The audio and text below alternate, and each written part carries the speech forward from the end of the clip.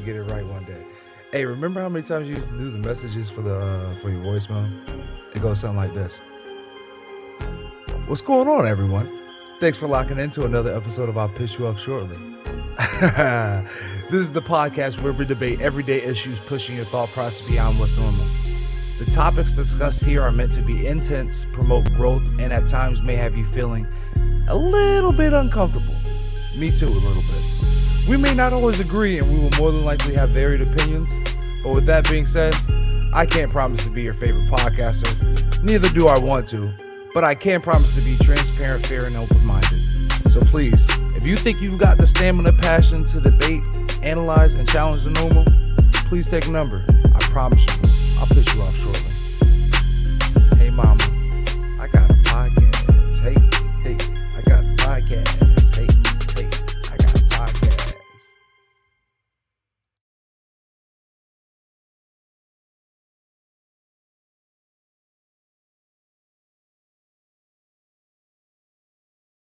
Benjamin, one of your hosts, with my co-host, also Joe Guire. How's everything going with you, John? I like this camera. It looks like the camera that they have at the announcers table at the MMA fights. Yeah, I do. That's a nice camera. That's what it looks like, right? We're gonna be like this. We're just like, so that's gonna be good for the reactions, especially for like the comments and stuff. When we get some good ones. Oh yeah, that's gonna be by the way, not to totally sidetrack the show off the top, did you happen to watch Stipe Miocic and Francis Ngannou? No. Oh my God, I am not like the biggest MMA person, but please go on. So I'll tell you, it was a great fight. I didn't think if they fought 3 years ago, and Stipe Miocic, who's a Croatian immigrant, lives in Missouri. He has been the longest serving champion in UFC history. Okay. And he beat Ngannou a couple years ago. And Ngannou is 200. He's this guy. If you ever see him, he looks like the Incredible Hulk. Okay. He's a massive guy, but he doesn't know how to fight.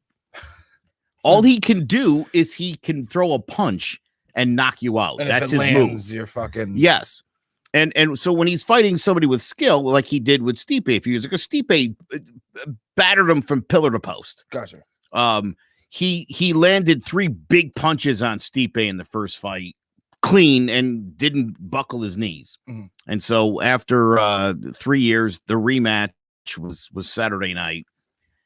I'm an MMA fan. I don't pay for the pay-per-views. Okay, smart man. I did this time. Really? I did this time. This guy Stipe, I tell you about Stipe Miocic. He is the most disrespected man in the sport. Okay. He's the longest running champion, most title defenses in UFC history. He loses to Ngannou. Now they want to have Ngannou fight John Jones. Okay. Absolutely no regard for this guy as the champion. Shouldn't he get a rematch? He should, and rightfully so. I mean, it would just make sense that you would fight the trilogy. He beat you badly the first time. In this fight, they fought in a smaller octagon, which did not help Stipe at all. Gotcha. It gave him less maneuver room, and it really helped. Ngannou hit him a couple times early with big punches. He survived it. He hit him and knocked him to the ground. As a matter of fact, Stipe's a pretty decent wrestler. He was All-American. And Kamaru Usman, who's another champion in the UFC, trained him in how to wrestle. Oh, shit. So he's... But in the last 4 fights he's knocked everybody out. And so hasn't had a chance to wrestle. The fights have all ended in under 50 seconds. So nobody's really even seen his. So we were. It's like, okay, so you guys are saying he can wrestle now, but no one had seen it. Stipe, after he got clipped a couple times, shoots the legs, and Ngannou stuffs it, takes the back, and then starts clobbering him. I mean, just like the problem is, Jace Garcia was the only guy on Throwing Jabs the other day that said he was taking Ngannou. We were like, you're out of your mind, bro. No chance. No chance. And he was right. Fucking shit. Jace be making some lot of shit talking. Oh yeah. Immediately after the fight, so again, Stipe is great champion. He's also a fireman. Okay. like full time. So he's built for this. He's like a real American, like good blue collar guy, and he gets zero respect in the UFC, despite being the guy that's held that championship belt the longest. Well, he lost. Once you lose the belt, I mean, you lost. I cried. I watched the fight a second time, and I actually literally cried. I was so sad, dude. He got knocked out cold. Just done. No, it was bad. Not the way. Big. Caught a quick short. So he not only he got beat down a couple times. It was and all of those times every other time he's fought anybody in Ngannou and he's done the things he did, the fight would have been over. He would have knocked you out. Stipe wasn't going down. And he gets up, and as he starts backpedaling, Ngannou comes in and he catches him clean. And he thought it was over. That he hurt him.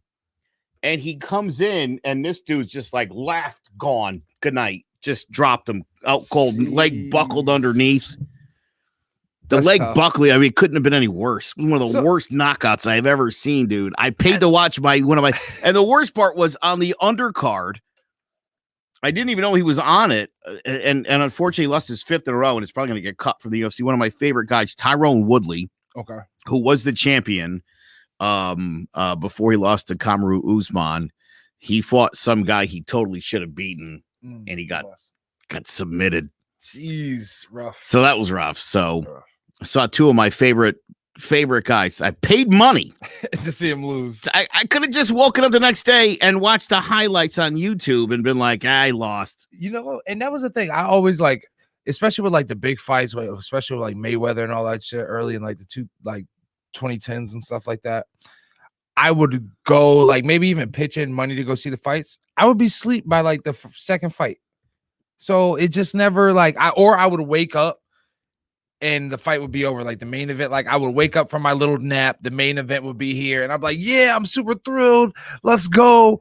And then I'm asleep. And then I'm waking up and everybody's like, oh, you missed the fight. You missed the knockout. Super. You know what I mean? So my problem with pay-per-views is I grew up in the Mike Tyson era. Gotcha. Where you spent $50 and you got 35 seconds at Tyson. Like, come on. Can he fight 2 guys tonight? This is stupid. So I've never been a big fan of the pay-per-view, and they really buckled down on live streaming and people sharing live streams. They're really cracking down on that now. I know. I remember you used to be able to share a link. Hell, even back in the day, you used to connect your cord to somebody else's box and feed that cable through, stealing cable from others. The good old days. But speaking of the good old days, it doesn't feel like the good old days, especially recently with everything in the news going on. But it was good. I guess since we're kind of reminiscing, it was good to I spent some time with my brother today. Well, not today, but this past weekend. We what was that? I just saw you shout somebody out. Oh, here we go. Okay. Joe, I got you. It was just a silent. Okay, I appreciate that. I appreciate somebody's got me on that. For the MMA. Yeah, I'm lost. That's all good. Yeah, I took my medicine a little early. But anyways. Is that what you're calling it these days? Yeah, medicine, herbal, tree, like holistic, whatever you want to call it. To keep me not from like getting like a rated R, even though I'm trying to be nicer on this, on I'll piss you off shortly. People are inquiring about, advertising and all that. So I gotta but you still gotta piss people off a little bit though, right? Oh, very much so. Just in a nicer way. In a nicer way, and probably like a more sarcastic a-hole way. What do you guys what do you guys think of a more a kindler, gentler Rob right. on I'll piss you off shortly? But maybe we'll change the name of it to I'll tick you off shortly. See, no. Then that's just like two. I'll rub you the wrong way shortly. That's 2 preppy black guys in like bow ties. They're like, hey, I've never experienced anything because me, Johnny, and Joe. I'll write you a strongly worded letter shortly. Podcast. Even on that sense, right? So we were talking about missed opportunity, and I was hanging out with my bro. So like my core brothers mean a lot to me, and so one of them experienced a high a high achievement, especially in our culture. I don't know how like fraternities and sororities are, in your side of the spectrum, but on ours, everything that he had to go through, and endured, he finally crossed the burning sands, what we called it, right? So he hit us up. The first thing, remind you, this is, I want a Saturday night. Yeah, Saturday. This was Saturday because the rally was the Stop Asian Hate rally was Saturday. So yeah, Saturday night, I'm driving home and we get a text message and he's so happy and he's like, hey, and he has his frat shit on. This brother of mine, you have to be like careful with him because he's the type that will put some shit on and he'll be like, I love this shit. Are you like, yo, do you know what you're wearing? I do. Are you a part of it? No, I just love it. So you're just like, I like that. So my thing is, especially this organization, you know what I mean? Like, I know some history about this. I'm like, especially in the frat world, you just don't put that shit on. So I called him right away. Because the picture, I'll show you the picture. The picture that he sent is like happy, like I found this shit. Somebody let me wear their shirt type shit. So I'm like, bro, did you who'd you steal that from? I'm like, bro, who'd you steal this from? And he's like, come to this location right now. I fucking did it. I like that. Word, bet. So that little, you know what I mean? I flipped the U-turn, got some gas, and went and they helped them celebrate. So it was me and my other brother with him. My actual, my biological brother. And so we went and celebrated with him, congratulated him, got to see him hoopla and yell and all that stuff. Cool. And then we were leaving. And then, but me and my other brother, my biological brother, we were walking. And what I was noticing is like, there's so many times, especially like when I'm just sitting by myself and I'm like, damn, I wish like me and him and when I say my older brother, my older brother, same, biological brother. I'm like, I wish like me and him had a stronger connection in a sense, right? Like in a sense that like it was always like, hey bro, how you doing? Like I know I can call him if I ever need him, nothing like that. But so like here we are throughout the night, and there's certain silent periods, and in my head, I know I was like, damn, what can we talk about? But what's crazy is we found this new connection of like investment opportunities, and there's so many things that like throughout the regular day, I'm like, damn, I wonder what what my brother thinks about it. This, that, and a third. But literally, we're at the cars, right before you part, and you shoot the shit for a minute. And I was just like, I was talking, and it was about me. I was telling him about the podcast. I was telling him about how, things are going and everything, like, good things are going with the podcast. And he's an avid listener and stuff like that. And then at the end, I'm driving home because, it kind of like the talking kind of dulled down. And I'm like, instead of talking about me, all these ideas, like I fell short because I couldn't think of them, at the time. Like here we are under the stars, under the spotlight, me and him, me and my older brother, the person that I looked up to for years. We're finally at this moment, and I just fumbled the ball. Like I talked about me and not like a bunch of other things. So like to me, I was like, I gotta work on communicating better and working on those missed opportunities, and not, instead of like just reaching for the small talk, actually like talk about the things that like matter in a sense. You know what I'm saying? So that was pretty interesting to realize, and even just being the point, like I'm socially awkward. Like I don't know. It sounds weird, right? I get on a podcast and I talk for fucking. No, I get on a podcast and I talk. It's not socially for awkward. Like, hear me out. I can get on a podcast and talk for 4 to 5 hours. I don't matter, right?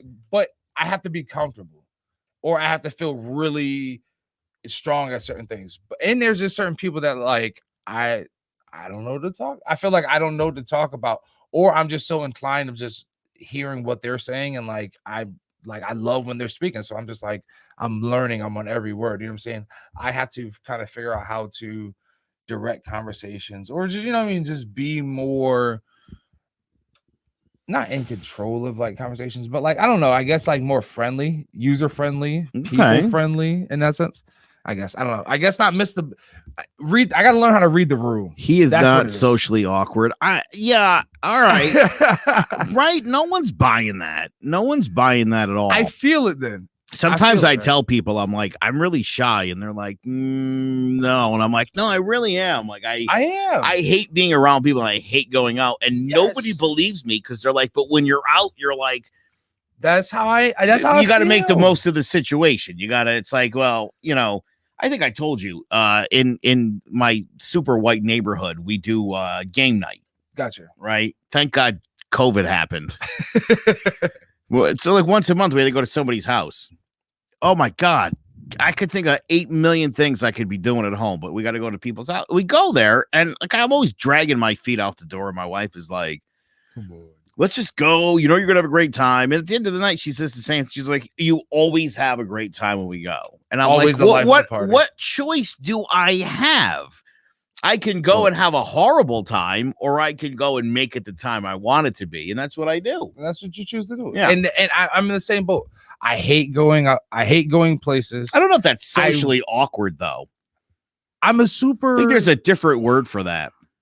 Yeah, I would definitely have. There should be a term for that. We should make it up. Yeah, like when they say, was it not a pessimist, but like a person that doesn't interact with people, antisocial. Yeah. What's a word when you don't want to do something, but then you do it and you kill it? Well, it seems like I do that a lot, right? Like even so, in going into our next thing, right? Kind of like cross cultural dialogue, right? Same day, same day. Yeah. Matter of fact, we'll kind of flip it. I was gonna go lead with one person. We'll go with the allies first, right? So I had a nice conversation, sit down, who I love to call my allies. So this beautiful, actually, that person that inspired the name of "I'll Piss You Off Shortly," right? So beautiful lady Jen and her family. Right. Hi Jen. I know they're listening. Hi Mikey. Hi Big Mike. Big Mike. That's her husband, right? So like, and when you look at them, you're just like, at first, you know what I mean? Like, if you look at where they're from, and I'm not gonna put their business out, and then you kind of look at like, I say Big Mike, but you know the dad. He super nice, humble person. But off visually, and I remember when I first kind of like did my research, I was like, I don't know. But then you read them super soft spoken, like me. Yeah, like you're just like me. I have a male resting bitch face, and Big Mike has it. But you listen, you look at him, and you're like, he's fucking dope. That's hilarious. That's a good way to There's explain a lot of things that like I even as you know at first took it for because one, here's his wife reaching out to me, right? And I'm sure he's probably like, all right, why are you reaching out to this black guy for, right? Especially during the time and era. And his wife is super, super sweet. And then, like, of course, me and him become Facebook friends, which I would assume, right? Because me and your wife came. And then I'm looking and I'm like, this dude's fucking awesome. Just regular go-getter fucking raises his 2 fucking sons to his best ability. Like he's not out here screaming hatred.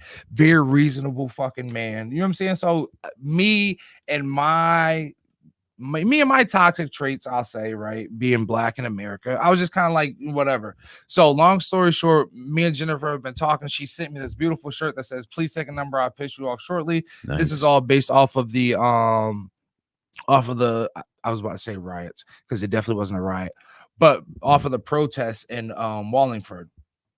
Yeah, well, I always get Wethersfield and Wallingford mixed up. You're in Wethersfield now. Either way, you're not. They're both races meant to be comfortable. Yeah, and they both make me super uncomfortable. Right.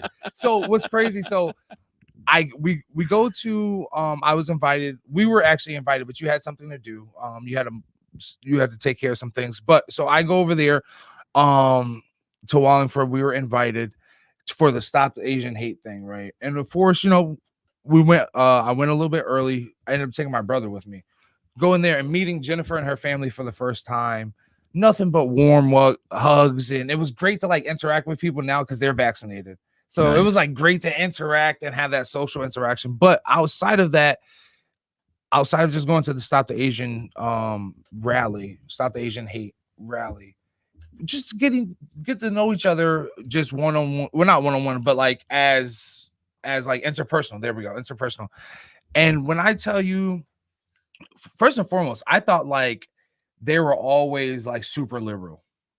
Come to find out, it wasn't always that way. That it was their son, Mike, that really brought their mentality to click and sit there and say, our son has a point. Let's be open-minded.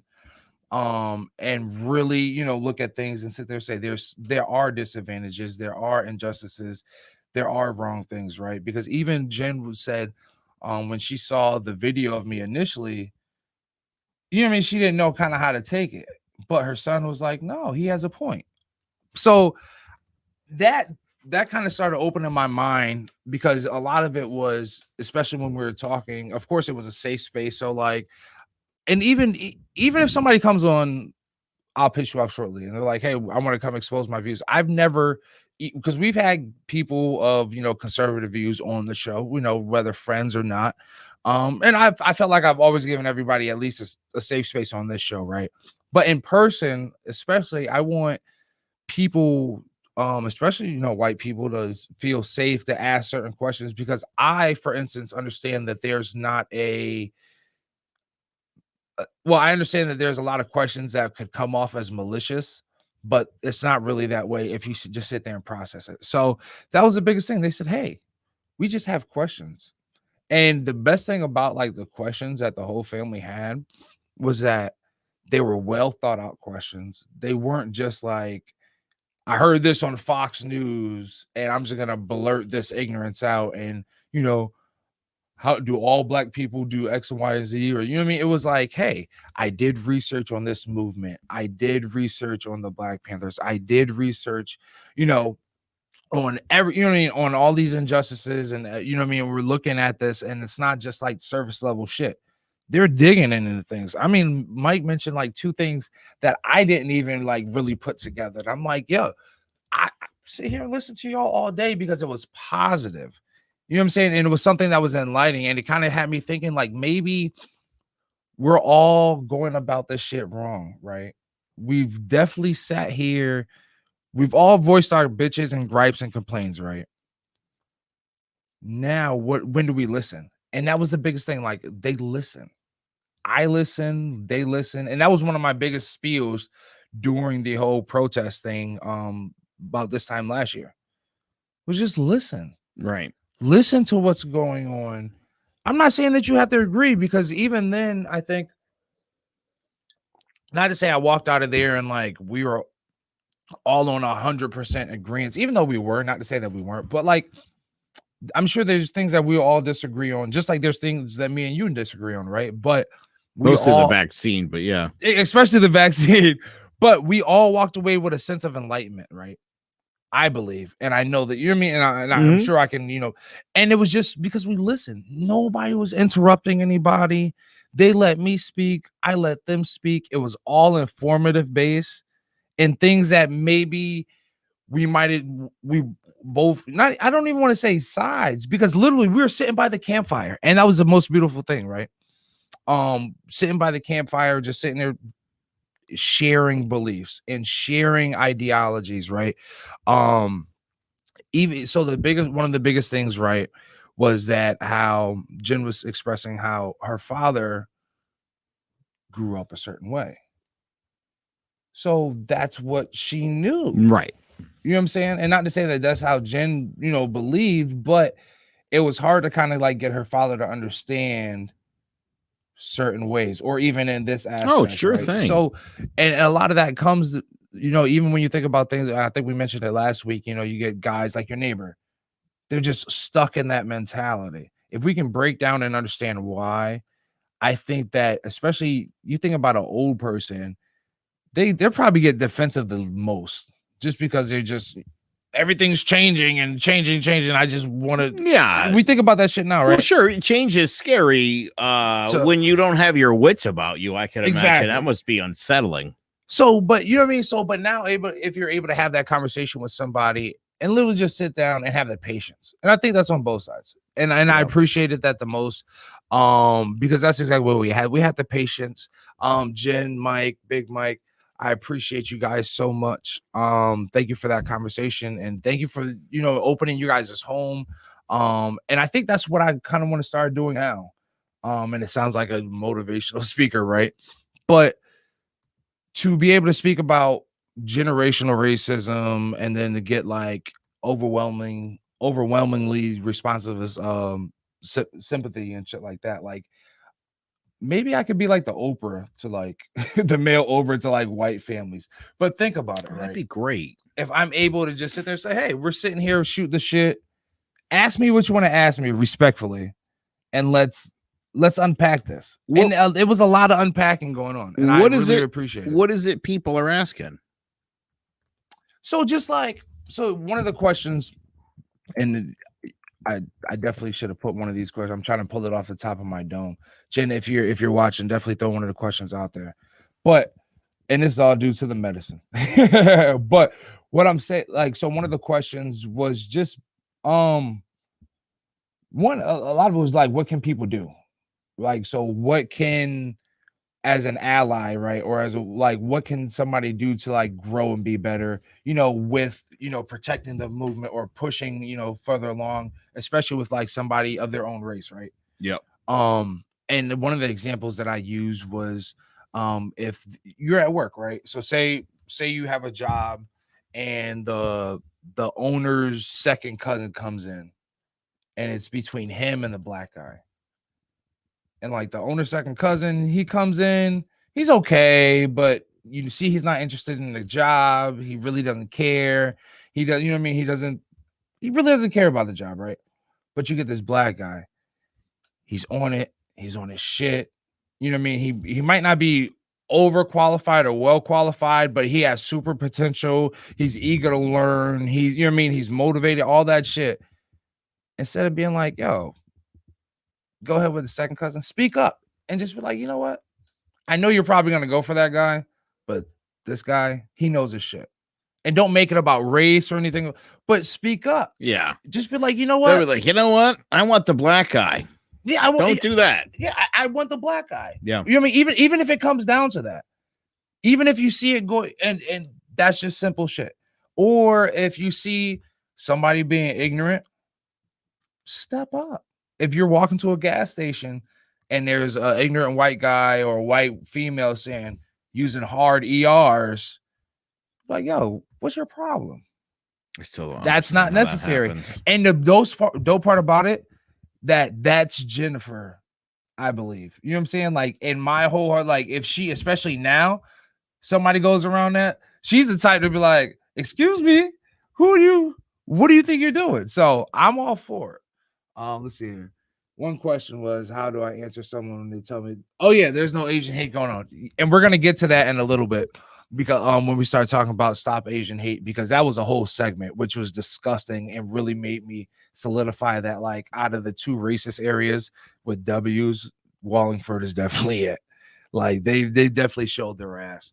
But even to that point of how do I answer someone when they tell me there's no Asian hate going on? You literally have to just tell them and show them in the examples. You know what I'm saying? Like, I think a lot of the times now that people are they're just so dismissive. They're like, nope, I don't want to see it. I don't want to hear it. Don't show me. Well, here's your proof.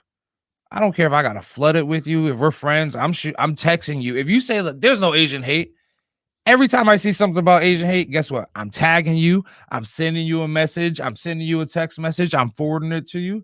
That's just what it is. You have to put it in their face. Just like with our friend that I give shit to constantly every day. Put it in your face. I put your bigotry in your face because I want you to see. I don't care how much you're trying to deflect it. It's there because you have to see it. Whether you decide to take it in, you can't disregard it when it's in your face. You're just gonna look like an idiot. And at some point, you're gonna have to be like, whether it's now or 3 years down the road, I don't care. I've let you go, sit and stew in this not this bullshit, but sit and stew in all these facts. And that's how you fix that. That's just, but so yeah. Yeah, I mean, I think I told you this story in 2012. Mhm. Right after Trayvon Martin, I hit up a buddy of mine who's an NAACP member. Went to college with him. Pretty solid guy, drives a nice car, owns a home. I assumed, he must not have any of those problems, right? Yeah. He's living that middle class whitish lifestyle. And during all the debate, we again, I was a Republican then. And so I definitely had some different viewpoints on things. And I hit him up and I was like, dude, come on. Is it really that hard for a black guy out there? And he was like, holy fuck, you wouldn't even believe it.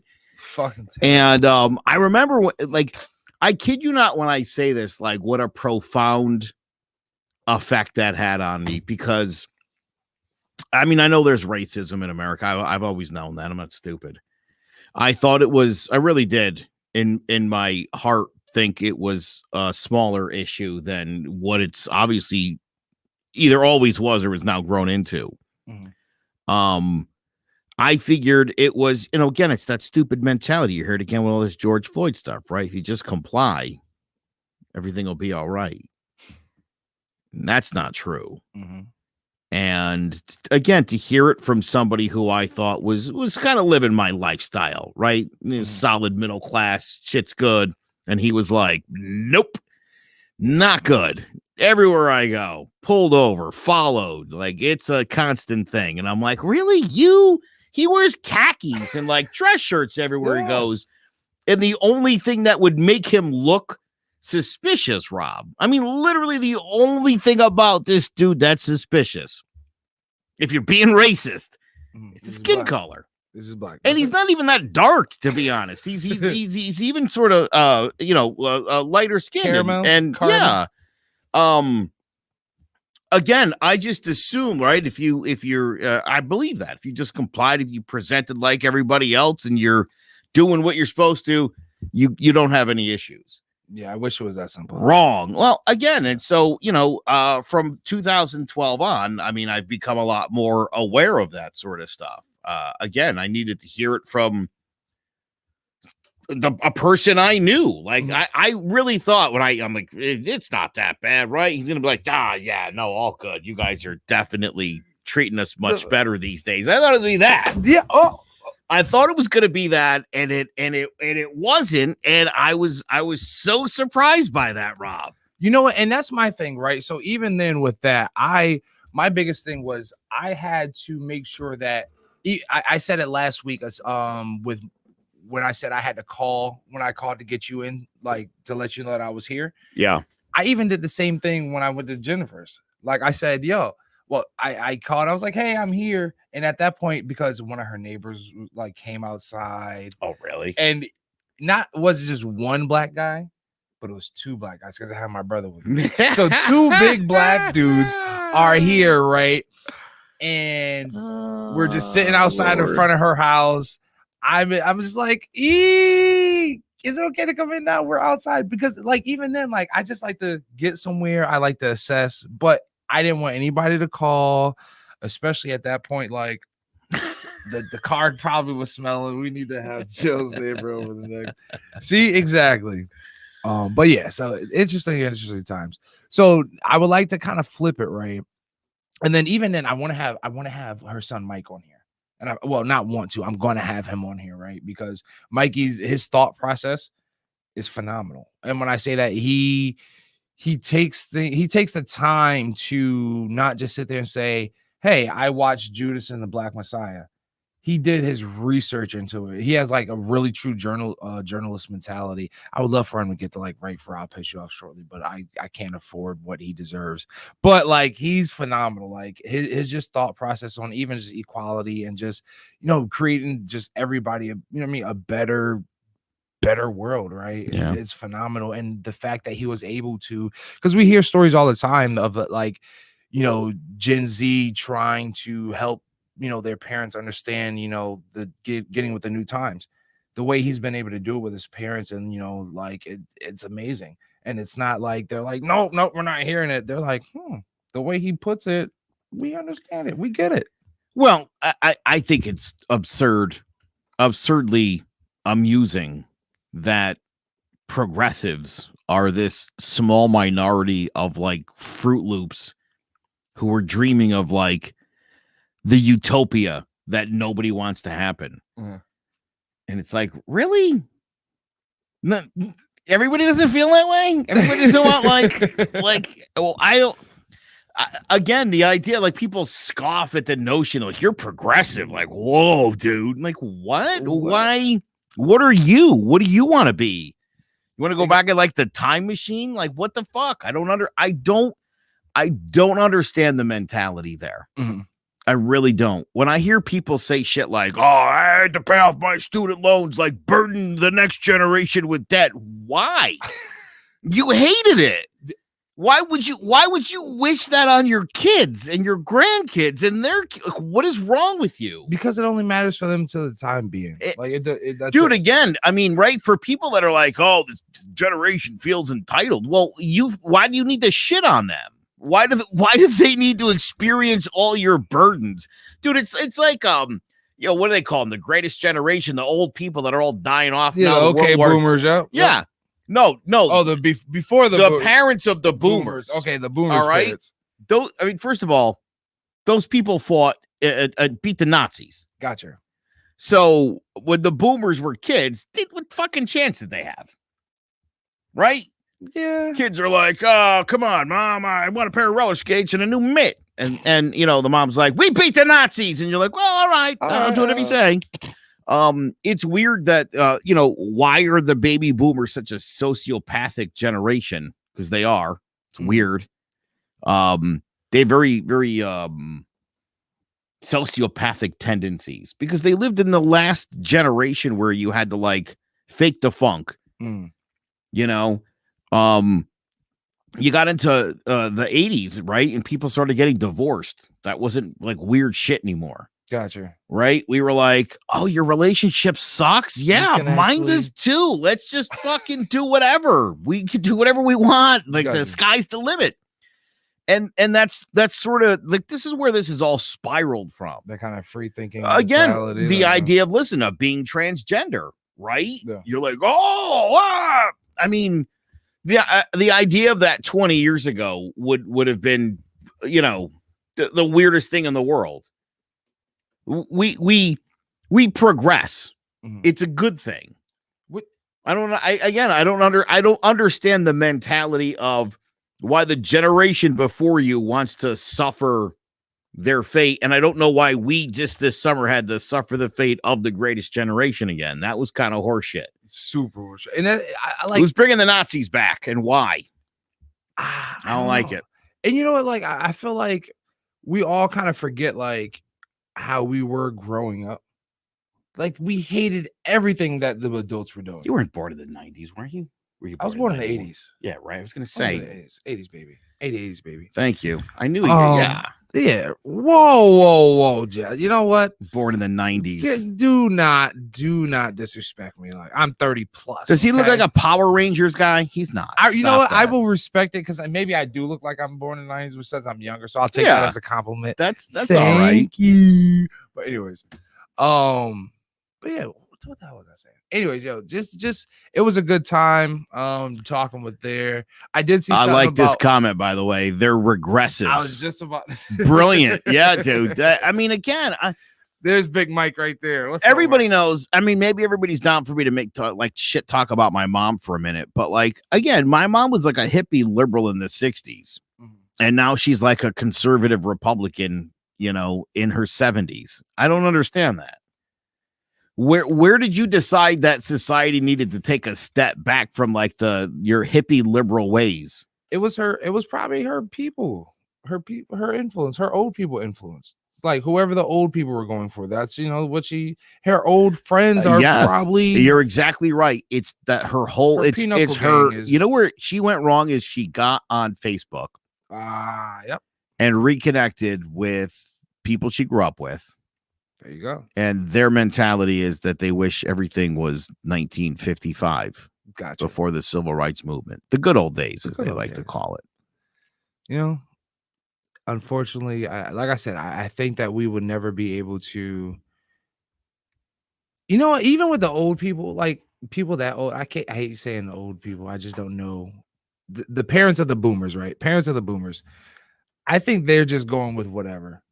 Like, honestly, like if somebody made a good case for them to actually like stop being racist, they would probably stop. I feel like, you know, the grandchildren have a better chance, but if the grandchildren are just following, I guess if they live in Florida or like following that same mindset, it doesn't work. But I don't know. Thank you, Mike, for changing, you know, not changing, but opening up your parents' minds. They are amazing. Your family's amazing. I appreciate it. I can't wait to have, like, to me, that's like a whole nother family to me again now.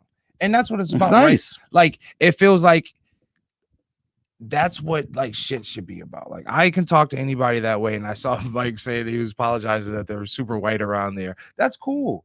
To me, yes, I see color, but and that was another thing we talked about, how color never really mattered. It was a class thing. But at some point, it became a race thing. Right. You know what I'm saying? So, like, if we were all fucking broke, we were all just fucking broke together. Well, It didn't matter fucking what because color. it's easy for a politician to point at some people and be like, look at them. Exactly. Right. That's the problem. It's all those black people in that project over there. That's where all your tax dollars are going. But meanwhile, that's not where all your tax dollars are going. Your tax dollars are going to their corporate buddies. and that's where it's separated, right? So, like, we got into a whole deep discussion into that, right? And I think that's another thing that I think that's the episode that I'll say for Mike. But we're just even talking about, you know, just how the structure of race came around and how it's definitely fractured our society. But yeah, definitely go around. I can't wait to go visit with them again and tear up. It seems like we're the new family duo between my brother, and them, tearing up the city of Wallingford. And I dare somebody to say something about it, because I will be there. The city of Wallingford hates me.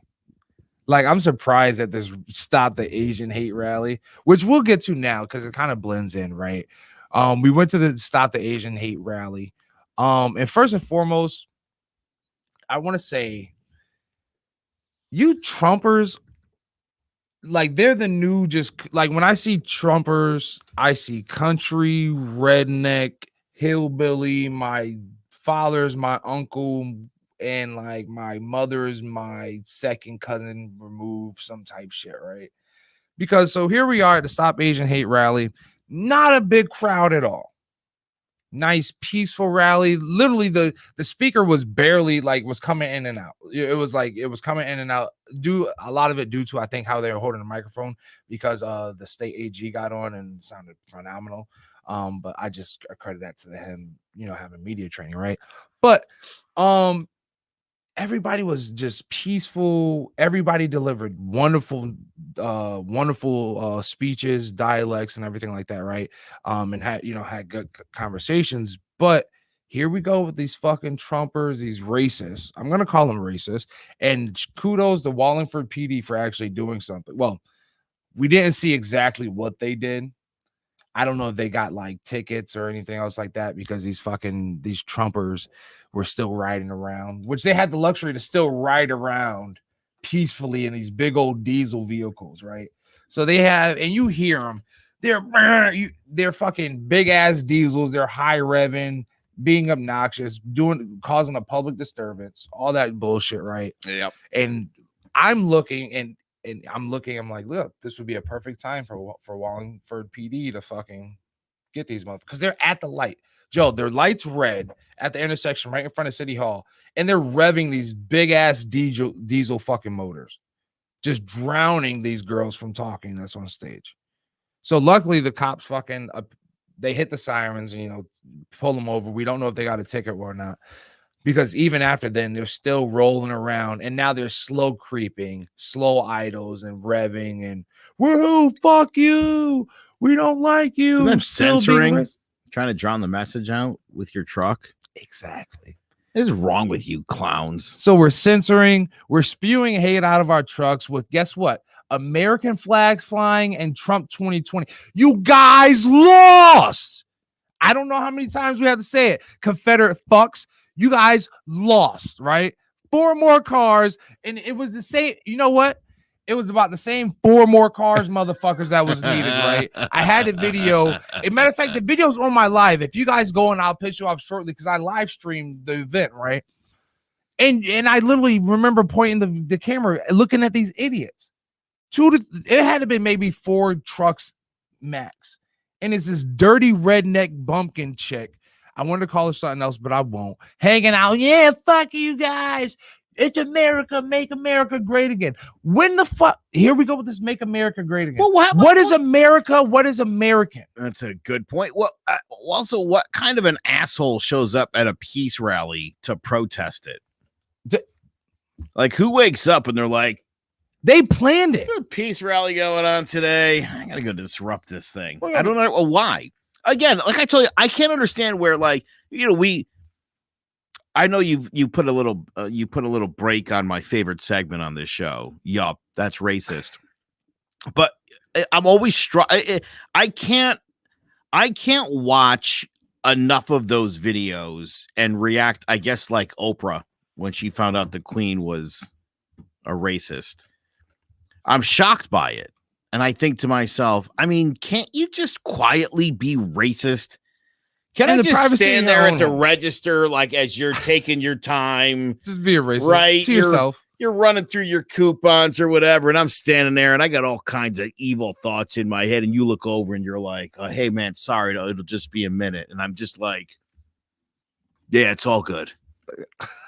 Just do that. Just do that. Just say that. Just say it's all good, for Christ's sake. God. You can be spewing all the racial shit that you want in your head. In your head. When you go on your break and you fucking light your marble red, go ahead. You can spew that shit up all you want to in your car. Just keep that shit to yourself.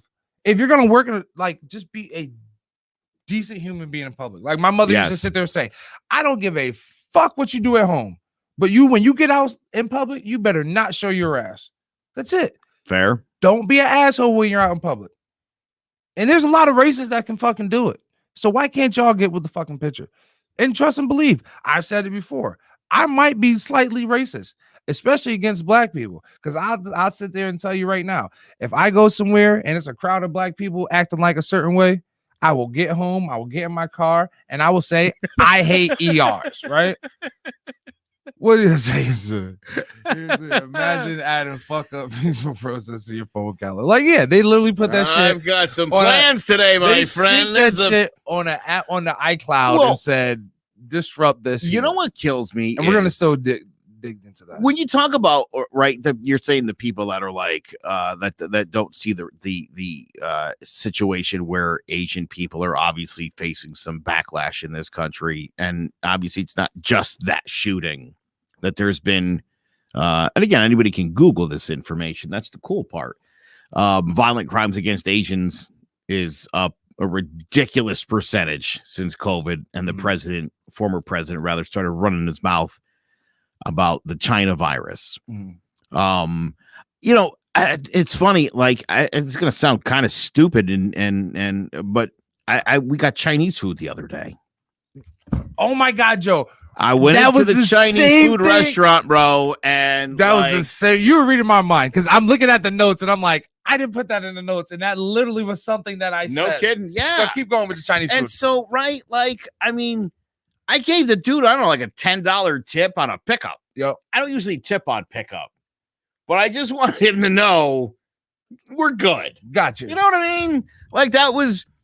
I don't really know a lot of Asian people, I'll be quite honest. So it's not a huge problem in my life. Mm-hmm. But just because I don't see it doesn't mean it's not happening. And I can know it is by asking an Asian person. So peep, right? And that's one of the that works. Things. Asking an Asian person, right? Yeah. Listening to them or even watching, right? So 2 things. When you said Chinese food, it brought me to the idea that one of the things that I said as an individual, right? And everybody, like, I've seen a couple of people say that, like, I don't know a lot of Asian people. I just want to be clear when I say that. I have very little interaction with Asians. And again, But my point is, I was like, and that's the I don't point wanna, that like, I'm getting to, and that's the right? point that I'm I getting don't want to. to be like, I don't want to make a joke about it, but like that was, and I just in that moment thought like, I want this guy to know, like, you know what, we're good. No, but so Yeah, what Jen was saying was $10. that's what we were saying. Like we call, like, when you get Chinese food, what do we call it? What do you mean? What do we call it? What do you call that style of food? Chinese food. Chinese food, right? We call it Chinese food, right? Yeah. But how many of those people, how many of the owners of those restaurants are actually Chinese? I assumed all of them until right this moment. Not all of them. And that's how ignorant, right. So we'll go to if we call them all Chinese restaurants. Was it you that told me about the two black ladies that have the Italian restaurant? It may have been. Somebody was just telling me about that. Not that that's weird. So here we go. But you make that assumption. Exactly. So, but we've Americanized Chinese food. And when we think about Chinese food, that's not really Chinese. Yeah, food. they don't eat that shit. They don't eat that. Yeah. That's Americanized. You know what I'm saying? So now this is where it gets sticky, right? And please excuse me if I sound ignorant, but I'm just trying to use this as an example because this is the thought process that was going through my mind, right? And this is how we unpack shit, right? And this is another reason why I say we as adults, this is why I like these kind of adults where we can unpack things, unlike Trump, where he's just like, I'm gonna be ignorant and just say what I want to say and you got to deal with it. No, I might be culturally ignorant, so I'm allowing the space for everybody to kind of correct me, right? So we call the Chinese food, that's Americanized, right? But they have monopolized off of that, right? Of Asian, I'll say of Asian background or Asian American background, they've monopolized off that. So they'll call it Chinese or China Kitchen or China House or China, you know what I mean? New China Star. Exactly, New Love China that place. Star. So can it be perceived racist just calling it Chinese food? Super much so from anybody, right? Even as a black man. But when you go there, do you like, yeah, I'm gonna go get Chinese, or when you go to the Chinese spot, you're like, yeah, let me get some Chinese food. No, you say, hey, let me get a General Tso's chicken, or that number 20, or that number 6 has, if I was or C6 has a name to it. If I invited you out right now to go grab spaghetti and meatballs, I might say, let's go grab Italian. That's not racist. But it could be perceived. And that's what for us. No, Joe, I hate that. I feel like that's where we start to get like I can't say. No, I'm not saying that you can't. Wait, are you? Hold on. I'm just saying. Are you suggesting calling it Chinese food when it's not actually Chinese food? Yeah, because is what's wrong. Exactly. Because you can say the same thing about Mexican food. Like that's Tex-Mex. Exactly. Mexicans don't eat like tacos and shit. Just call it General Tso's chicken, or I'm getting orange chicken, or I'm getting, because we know if I say, hey Joe, I'm going to, or just call it by the name. If I say, hey, I'm going to China House, or I don't know. Devonna, hey, I don't know. Which of us was reaching, me or Rob? No, she's saying I'm reaching. It's got to be Rob. I think that's too much. But once again, I'm not saying that it is racist. I'm saying that at the time, when we were speaking about that and we were hearing Asian Americans speak, they were saying that those kind of microaggressions exist. And I said, that makes sense. So for us to say that it's a reach, it's not a reach. It's not a reach because they feel that way. The same way that we would sit there and say, we could say, oh, somebody can be like, oh, you guys are reaching now. No, these are the microaggressions that but we once again that's being, we can't sit there and say we didn't name the restaurants. You're right, but for us to still go ahead with certain stereotypes, even if they don't verbalize it as aggressively as we are, they sit there and say, hey, exactly. I'm just saying. But this is where I said it, and I said it gets sticky, it gets super tricky, right?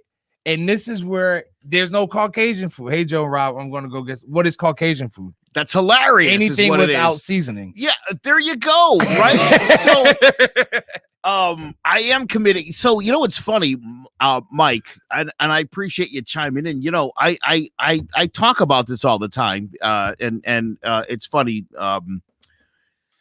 one of Lovey's friends is going to be starting a podcast and joining the network. I'm very excited about that. But I talked about, as the editor of her podcast, as I was listening to Lovey talk about the microaggressions that she's experienced in life. And again, I remember I told you I cried. I was like, oh my God. And I've never even met Lovey. I've talked to her on the phone a bunch of times. We've had some video face to face, but I've never met her. She was friends with my wife, 20 years ago.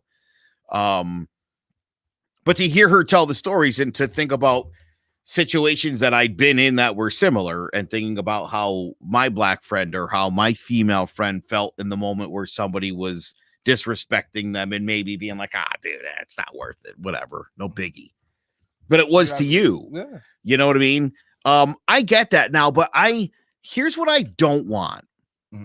For a few years ago, my children were afraid to call something black, or God forbid you should refer to a person as, my kids, one of the teachers was black, and they were like, oh, Mr. or Mrs. So-and-so, whoever it was. And I was like, oh, I said, is that the black teacher? Just to differentiate from the other teachers. Gotcha. It didn't mean it in a negative way. And she was like, you can't say that. And that I said, no, I can say that. She's a black woman. That's not meant as an insult. I can say a black person's black. That's not, again, I hate the idea of like, like we shouldn't talk about her. We shouldn't acknowledge those things. That's so stupid. I don't understand that. No, we definitely should. We still call Native Americans Indians, for Christ's sake. What, you know what I mean? I think, again, this is one of those, oh God, these comments are killing me. There's so many good comments here. Kids all over have that. I just feel like you start to go down this hole of like, what, you're not supposed to identify things by identities. Again, to me, it's all about how you mean, I can't think of the friggin' word I want to say. No, what's the word I'm trying to say? Got me lost. Not how you say it, but what you say. Your intent. Is that what I mean to say? Like your intent. You know what I mean? Yeah. When I was in college, all in the context of how. When I was in college, it's probably the only time I ever used the N-word, and it was with a black friend of mine, and we all joked. We all called each other whatever name. Cancel him. He's intent. dead. Yeah, thank you. No, we did. I mean, it was. That's just how it was. It was a different time. I didn't say the hard ER. I can assure you of that, my friend. But it was a different time. Here's the thing. I used to say shit was retarded and gay. Yes. That was my fucking favorite things to say. I used to say no homo all the time. I was like, oh God, that's so gay. And then they were like, hey, that's offensive to gay people. You can't do that. And I was like, yeah, I won't do that anymore. That sucks. I didn't realize. I remember when Obama said he was going to bowl like a Special Olympian, and I was like, oh, how awful. How dare you? Yeah.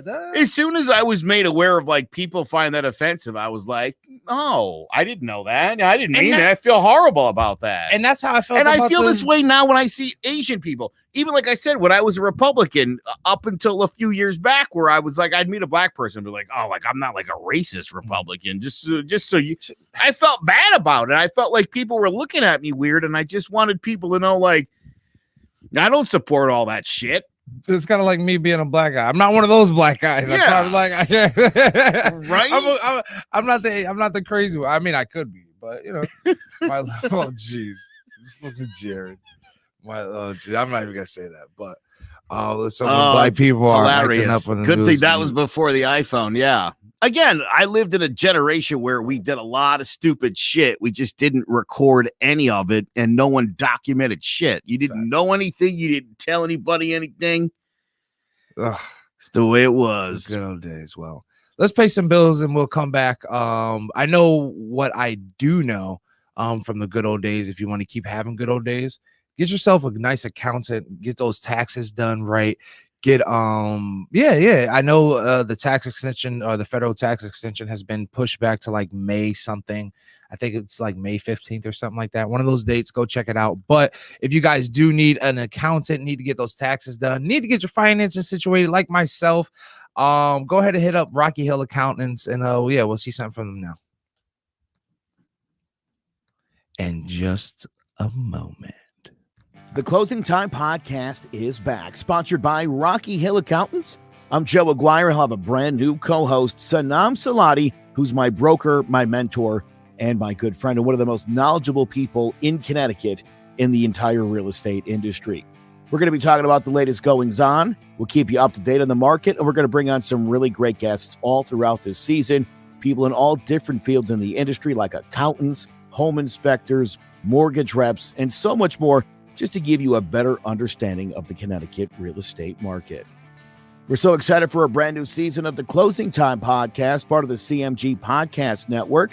It's sponsored by Rocky Hill Accountants. Go see Heidi and Glenn Parchman to file your taxes for bookkeeping, business advice, real estate investments, or whatever your accounting needs are, including cryptocurrency. Just visit RockyHillAccountants.com. We'll see you all season long on the Closing Time Podcast. Welcome to Ivy League Murders. On this podcast, we focus on cases affiliated with the Ivy League, exploring the darker side of higher education. What happens when genius becomes evil? My name is Sarah Alcorn. I'm a Harvard graduate, and I've been a private investigator since 1999. Join me and longtime crime diva Laura McDonald for Ivy League Murders.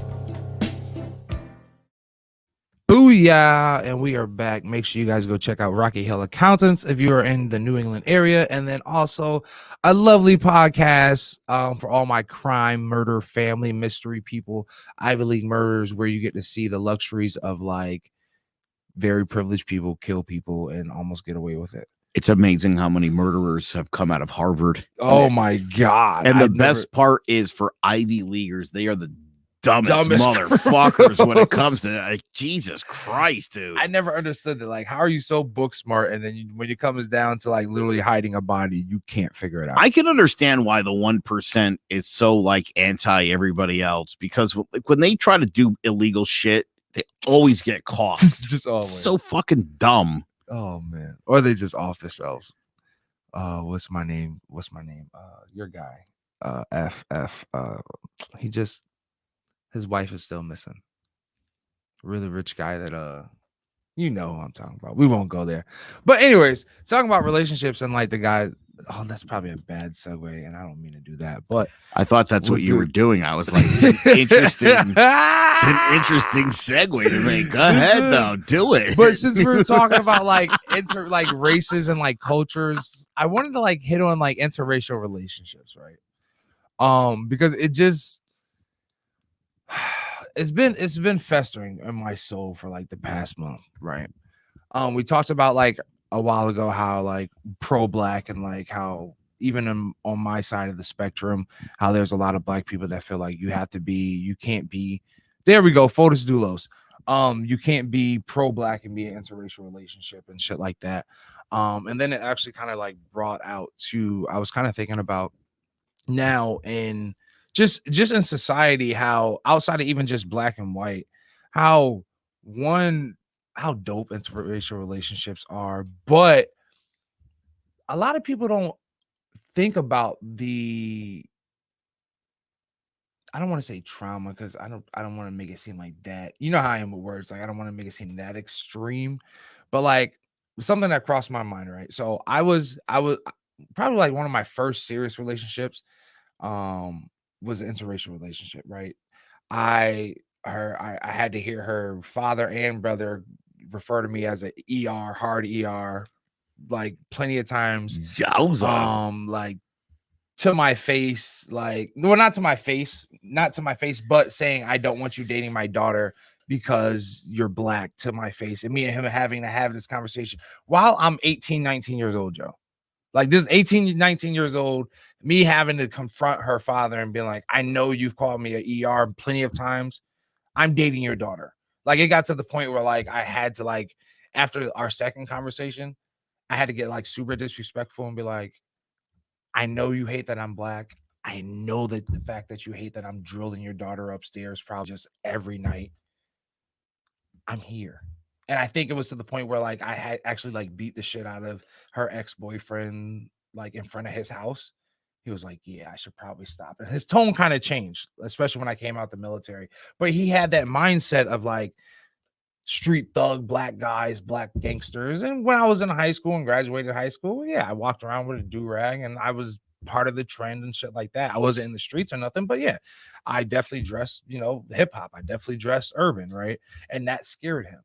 So, but what came to mind, and not to kind of go on my backstories, but like, especially now, what about you take that scenario and you take the white girl and how, or we'll even say the white guy, because I think about like, because I have both scenarios in my family, right? How hard it probably is for them sometimes, especially like maybe feeling like they're not up to par. So like, you know what I mean? So like for me, I would think, or even just how I've been thinking about the scenario, like imagine a white girl feeling like she's not enough for a black guy that she's dating that truly loves her. And like in her mind, there's still competition of this beautiful black girl that can, black love and all these other things, right? So like in interracial relationships, we never think about that, right? So like this white person could be so into you, could be so for you, could be so pro-black, and pro-black mentality wise. So like an ally, an advocate, always there for you, always there. But they feel like maybe they don't uphold, you know what I mean, even though that person loves you because they're not black, or they, you know what I mean, I never thought about that spectrum. And I know, and this is why this it's called I'll Pitch You Out Shortly, because I think about these kind of things, you know what I mean, not to say that they say I'm showing sympathy or remorse for somebody, or to sit there and say that plight might be on the same level, because it's not. But I don't think a lot of people think about those things and like those kind of fights and those kind of battles that they might have to fight with their family.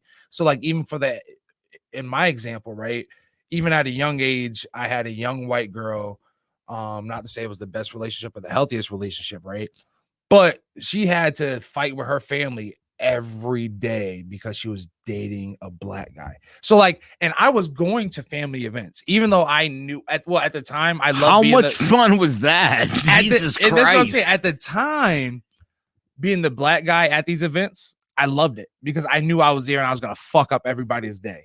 Just me being there, like everybody was gonna be uncomfortable. But she had to deal with when I would like go walk away and like smoke a cigarette or do whatever I was doing, right? Yeah. She had to endure, oh my God, you're with a black guy. She had to defend me. She had to, you know what I'm saying? Like, she had to sit in a room full of family members knowing that they didn't like her decision in dating me and giving her a hard time whenever I would be away because they were too pussy to say something to me. Or they were too pussy to sit there and say, you know what, we just don't like you because of your skin color. Even though I did everything way better than her ex-boyfriend, I accepted her for who she was and the things that she had going on, right? So like it just you know what I mean, it threw me off. So now like even growing up, and now my sister being married to a white guy, my brother being married to a white woman, I love them. I don't love them for their color. I love them for who they are and how they treat my family members, right? How they respect and my family members, me and my family members, and you know what I mean. I can try. It doesn't matter to me, right? Mm-hmm. But then I also feel like their plight because I don't know how their family members treat them. And I'm sure, you know what I'm saying? I don't know if there's certain members like that might, you know what I'm saying, treat them a certain way or whatever. But it's, it's interesting. OMG, white girl, did you eat the potato salad? No. So, funny story about potato salad, right? So kind of off the beaten path. My girl goes, hey, so-and-so, one of my aunts, she made some potato salad or whatever and dropped it off. You know what my first question was? You probably might not know but take a guess. What color was it? There you go. Ding, ding, ding, ding, ding, ding, ding, ding, ding. I was like, what color is it? And what color did she say? Now, remind you, my girlfriend's side of the family is not on the same side of my family. So then they said white. Yeah, you guessed. And that's the wrong answer. It's wrong yellow. answer. I will not touch it. If your potato salad is white, I am not going to touch it. That is the point blank period. So like, if you invite me somewhere, it's nothing against you. Just know if you have white potato salad, It has to be yellow for me to touch it. If you need to figure out how to make it yellow, go look up some soul food recipes, go do all that. But if you have white potato salad, I'm not touching it. If you have potato salad with raisins, I'm not touching it.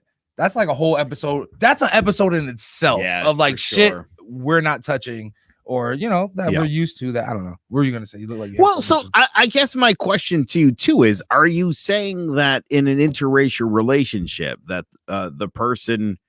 Well, how would you even determine that? What do you mean? Well, so if you're dating a white chick, she's supportive of you, but she doesn't understand the black experience. So are you saying she can't?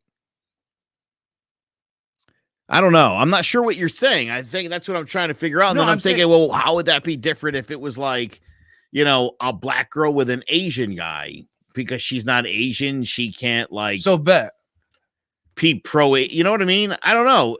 Am I not following this right? No, I'm saying you can, right? So being white, you definitely have to be pro-black to understand, not to say that you can equate, or I guess because you can always sympathize, right? But like to get that fully understand, like you have to be able to sympathize, you have to be able to be an ally if you're going to date somebody, not just black, but outside of your race. Right. So whatever struggles or situations that they have against them, right? Trying to think of big words, but I can't right now, right? Or any prejudices or anything, even though prejudice. I hear you. But anyways, right? All right. So, but just the same way, right? So we'll use black and Asian, right?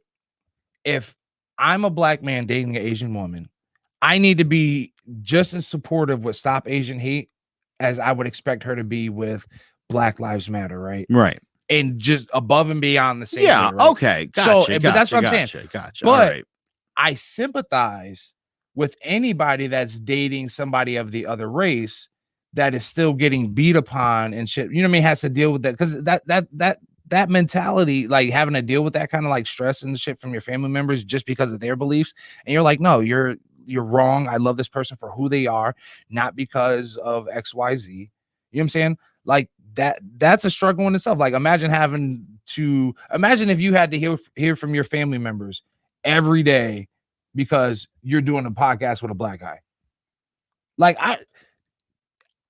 if it was directly towards me, I would kind of be like, damn, Joe, you know what I mean? Even though I would hate him, like, yo, I got to watch these comments all day of Joe's family. But damn, like, it probably has to beat on you because you're like, no, fuck, I like doing a podcast with Rob. Like, this is fucking amazing. But why do you guys? This is how stupid I am. I don't even think that would have occurred to me to think that you would get that you, not that that's obviously the issue. Mm-hmm. I wouldn't even think like, oh, would that upset you if my family was like, get that black guy off your show? And I'm like, what? Right? Yeah. But I guess that would rankle you, but I wouldn't, right? In my mind, I'm like, whatever. And honestly, to a lot of people, black people are like, oh, you're stupid. You know what I mean? And I think about those kind of things where a lot of black people might not. I might be one of the more, I think because you're probably more in tune with what's going on. And that probably is, right? And I don't really, it's weird. I don't really pay attention to what's happening. Mm-hmm. You know what I mean? Like I have to like actively seek what's going on, or I really wouldn't notice it, I think. But I think, I mean, again, we've talked about this, when I heard white privilege, I was like, oh, this is bullshit. And then somebody explained it, and I was like, oh, no, yeah, I got that. I got a lot of that. Jesus Christ, there's a name for it? I thought that was just the thing. I didn't know it had a word. Yeah, I mean, again, I don't think it's hard to recognize that there's different experiences in this country. And I think that's the problem. Mm-hmm. Because if I understood all this correctly as an ally, the idea of white privilege was just simply to be like, yeah, that shit's real, right? You got to acknowledge it, mm-hmm. right? Nobody was just, yes, that's a real thing. It's for anybody to say, right? We know we've already kind of talked about this, but that black people's experience with the police is different than white. If you can't admit that, then you're full of shit. Mm-hmm. And you haven't been paying any attention to anything. No. Admitting those things, that white privilege exists, admitting that at a much higher percentage, black people's experiences with police officers and being killed by police officers is higher. If you can't admit those things, and that's all because the problem is, Rob, I told you in this racist town I live in, which I love. It's a great town. There's really good people in there. All we have to do is say we don't believe in racism, and I think everything would be fucking great. But they're afraid to do it. They're afraid to do it because they implicitly felt if you say we're against racism, there must have been racism here. And it's like, well, there probably was. And they don't want to think that could have happened here. Despite the dozen black kids that live in town that are like, yeah, high school pretty much sucked because of all the racism. Yeah.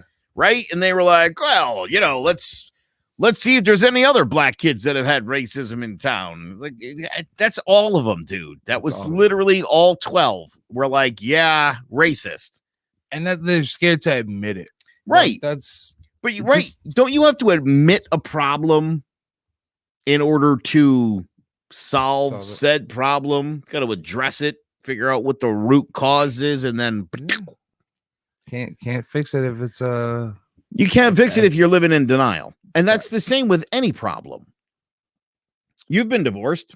I'm divorced once, not as many times as you. I learned my lesson. I'm a hardhead with a soft ass. But tell me it's not the same shit, right? If you don't acknowledge when there's a problem in your relationship, it's not gonna get better. Definitely not. Probably, dare I say, get worse to the point of unbearable. Yeah. Nothing 15 grand can't solve. I'm so glad I had nothing and everything was just, hey, well, we just what is it called? I'm trying to remember, like unreconcilable differences. And then we just had nothing like of value, really. So I won both ways. And yeah, we'll just keep it at that. I've been told I should probably stop telling a lot of legal shit or like past legal shit on here, which is cool. I don't know what's happening in the comments. Is Jared and Isaiah fighting, or are they? Is it? I can't tell. I can't read this fast enough, and the comments are going in so quickly that I can't keep up.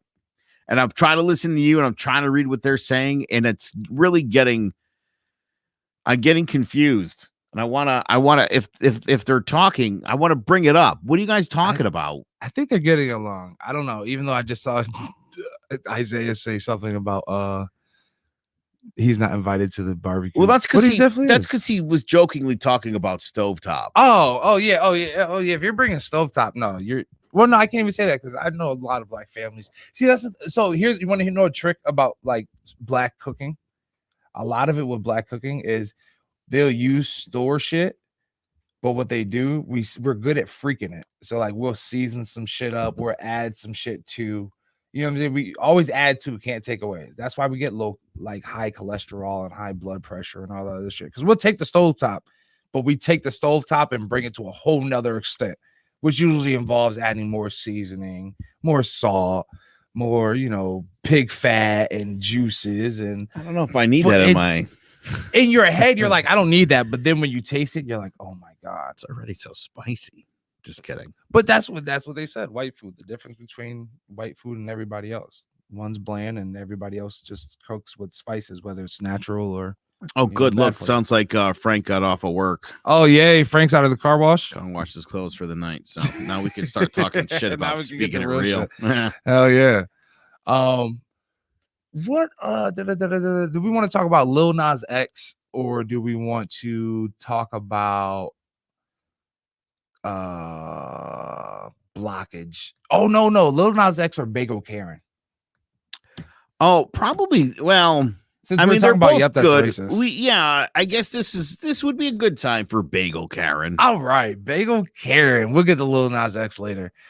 So Bagel Karen, I know everybody's been kind of talking about it, or hopefully you guys have heard about it lately. If you guys haven't, I don't know what the hell's wrong with you.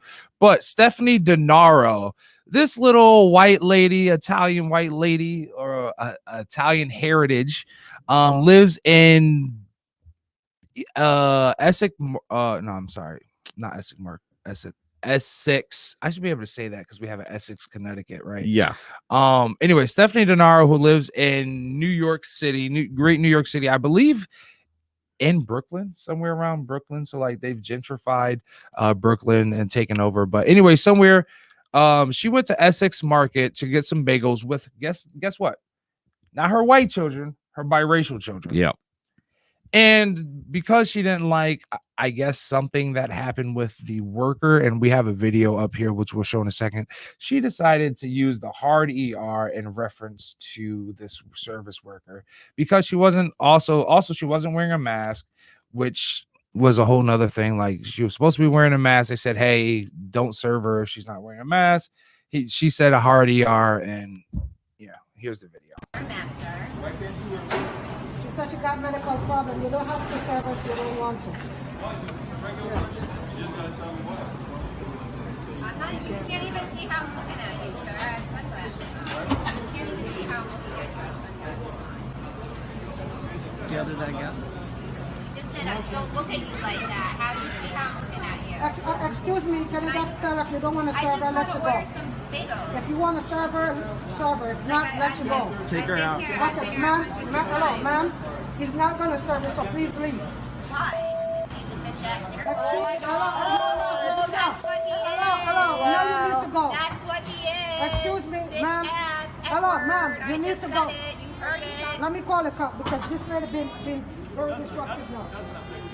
It doesn't affect No, me that you're not going to serve me because you're a bitch. Are you just calling my That's what you just said? I can call him whatever I want. You need to go. kids and you're calling him You need to call him go. whatever I You're disgusting. Yeah, And you you have need a to go. baby who's mixed. You're Yeah, disgusting. you need to go. You're Go. disgusting. You're white trash. You're Yeah. oh, I'm white trash. You're white because I have black, right? Yeah, you need to go. I can say whatever I want. No, you don't know. You're not going to call anybody name. You need to I'll go. say whatever I want. No, you need to leave. Go. Please go. Disgusting. This is Please go. America. Please go. Please go. Out of here. Let's go. Does that? People whose rights are being violated. Yes, rights are being violated. Shut up with the rights, girl. Mask on your face. I think you're out with your mask on your You're face. calling somebody a I can call you people feel whatever bad I because you want. called him a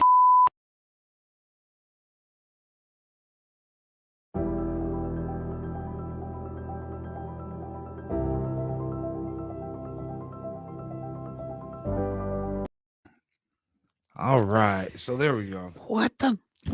I mean, for real, what is wrong with these people? Jesus Christ, why? I don't get it. I first and foremost, so her children are biracial. They're Italian and Jamaican. TMZ, of course, TMZ, they found the father, and the father, I don't know his scenario, I don't know his situation, but yeah, he expressed that, once again, here we go, like the family was that way, and that's why they didn't last, and they have their own little personal things. But of course, so there was also a video of her at a Trump rally, so like being super pro-Trump. She's a super pro-Trump advocate. But the thing is, like, she's dragging her biracial children. Like, imagine imagine being her child and your dad. I mean, your mom probably refers to you as the fucking nigger all the time. Like that, it just flew. Probably when you get mad. Yeah, when she you gets make her mad, like she's probably, hey, come here, all little bets nigger. are off. Like, Yeah. come here. Like, Jesus Christ. that's who's raising this woman. And people are like, well, that's her children. No, that's abuse. Like, I would be so embarrassed. Like, here my white mother is calling another black man a ER, and here I am. Yeah. It makes you really wonder. No, it's well, so I had a friend, a longtime family friend, and her daughter got pregnant at like 17. Mhm. She went to jail. The daughter did, for robbery. And then she got out of jail, pregnant again, Mhm. another black dude, and Italian family, very racist. And it was probably all their fault, the black guy's fault. Oh, yeah. And so I remember I was talking to the mom, who is, she's like, I'm raising 2 black kids. Like, oh, you're the fucking hero. That's great. I'm like, do they know what a racist you are? And yeah, no, she basically was like, you know, these kids are like more going to be more prone to like doing bad shit and getting in trouble. And I was like, we're not telling them that. Like, what is wrong with you?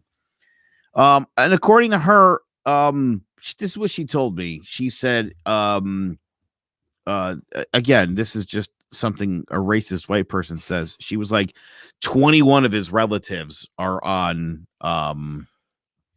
welfare.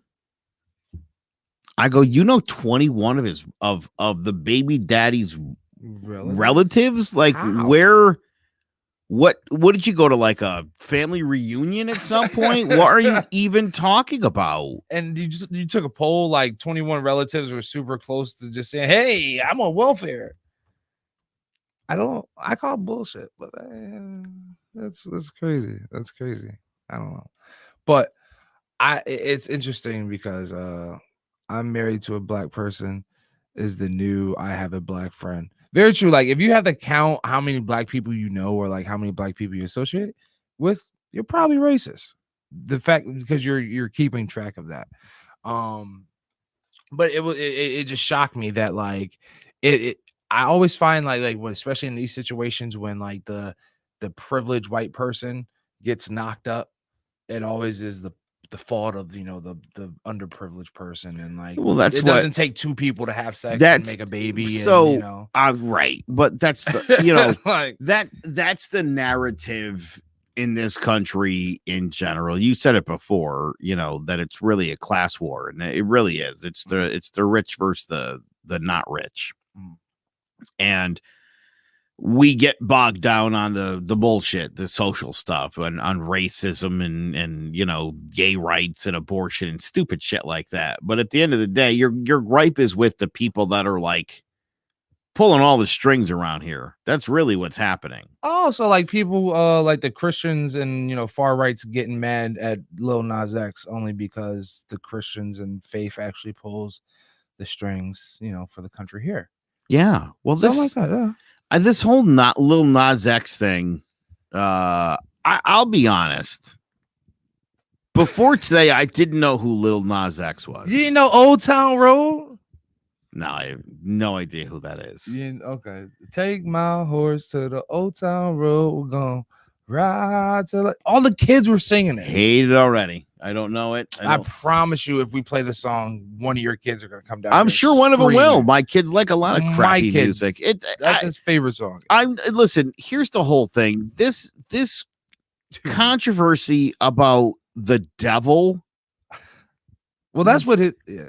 This is literally the stupidest thing that's come up in 2021. I thought the Pepe Le Pew shit was like really stupid.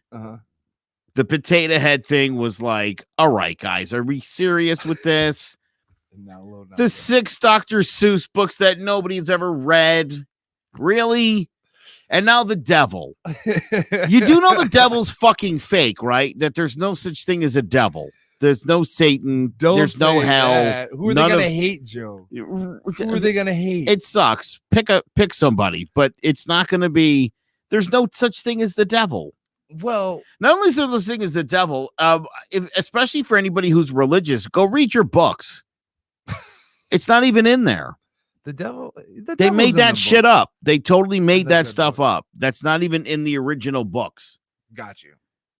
Well, in Lil Nas X's new song Montero, he and not only in the song but in the video, it's become very controversial because one, Lil Nas X, of course, he's out, he's open, he's part of the LGBTQ community, right?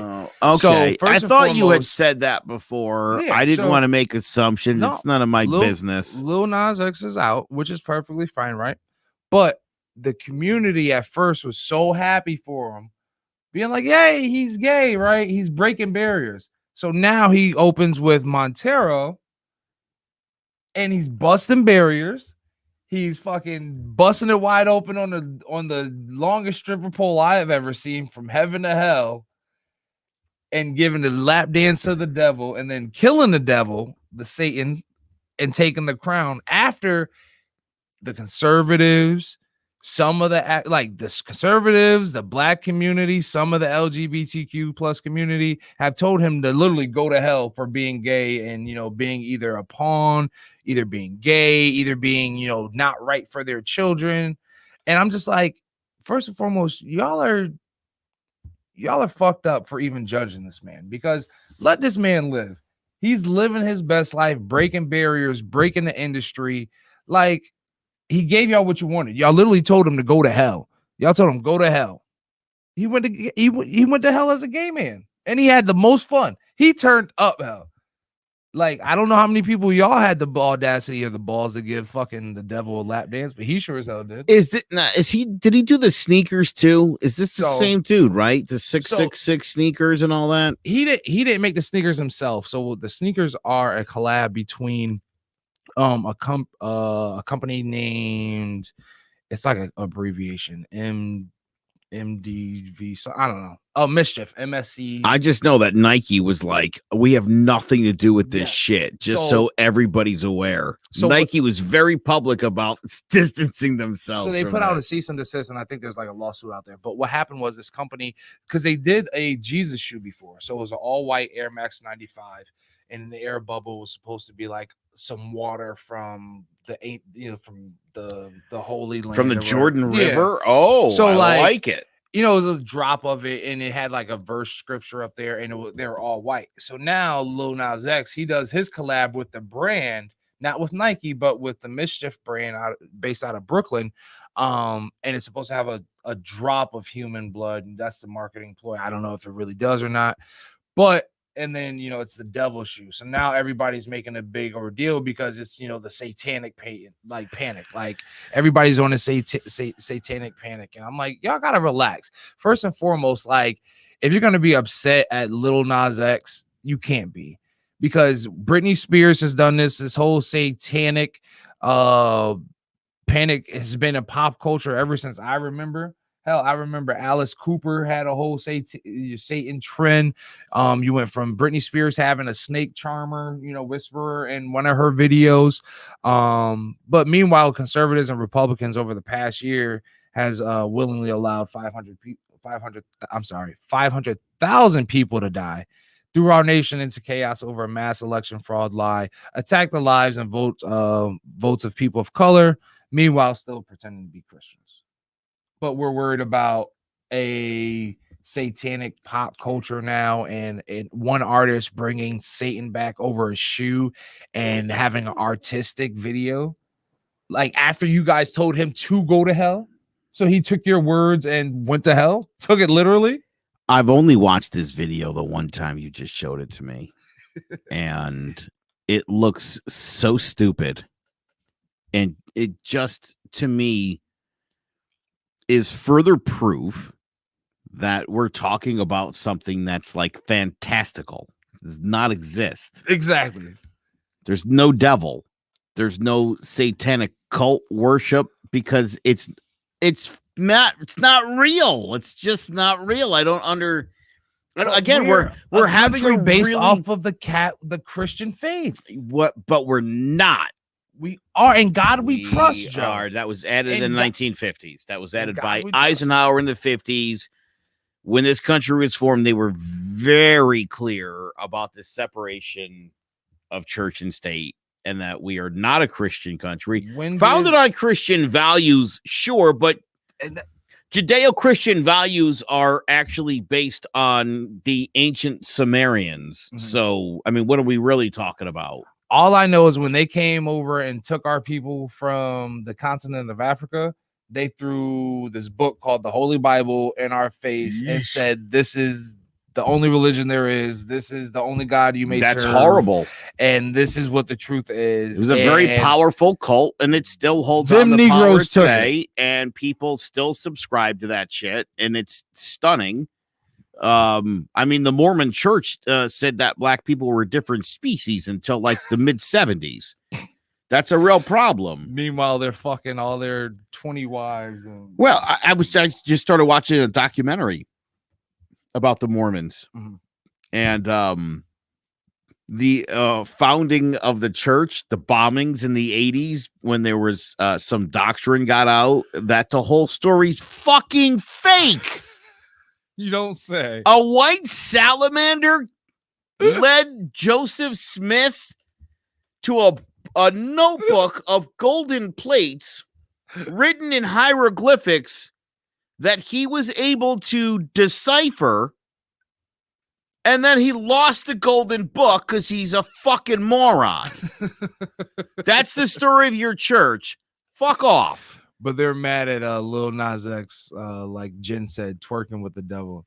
I thought it was classic. Do you know what my all-time favorite Halloween Go ahead, costume is? What's that? Devil. The devil. Hilarious. Amazing. There's nothing cuter than like a 6-year-old kid Running around. when he's got the mustache drawn on and the horns. He's the devil. Problem child. Fucking love that kid. Fucking Yeah, problem dude, child. it's one of the great Classic. movies of all time. The devil is a fake thing. I'll just go ahead and spoiler alert for you. It's all fake. The whole religion part of it too. The good guys are fake, as are the bad guys. We're outraged again by something that is horseshit. Something that, and this is a big deal in America because, you know, obviously 70% of people identify as Christians. This probably wouldn't get a reaction in a lot of other places where people think that religion's stupid. I'm sure nobody in England gives a shit about this. Probably not. Probably because they're actually very more like positive and progressive and like accept. You know, like in England and like in a lot of those other countries, like, and it's interesting because I had to do research on this when I heard it. That like people outside of the United States, like if you think of a threesome in America, it's like a guy and 2 girls. No, they're very progressive over there. You go ahead and want a threesome with your girl in like Germany or Sweden or England, you might find yourself with another dude. I don't know why they're very.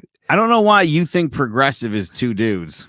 Because or forward thinking. Playing. I'm just saying. I say that because I was in the chatty house area and the ratchet area side of the media, and like this, I don't know if you know who Sweetie and Quavo are, but they broke up, and like one of the things that she was talking about was like, if I was gonna have a threesome with my man, it would be with another dude. And the girls were like, go ahead, sis, go off. And I was like, threesomes with another chick isn't even interesting with me, so I'm good. I dated a girl for a couple years, and we were hanging out one night drinking. We were at a party with some friends of ours, and she looked at me and she was like, and she didn't say it like she wanted to do it, but she was like, I would totally have a threesome, but it would be with 2 guys. And I thought, we're done. Yeah.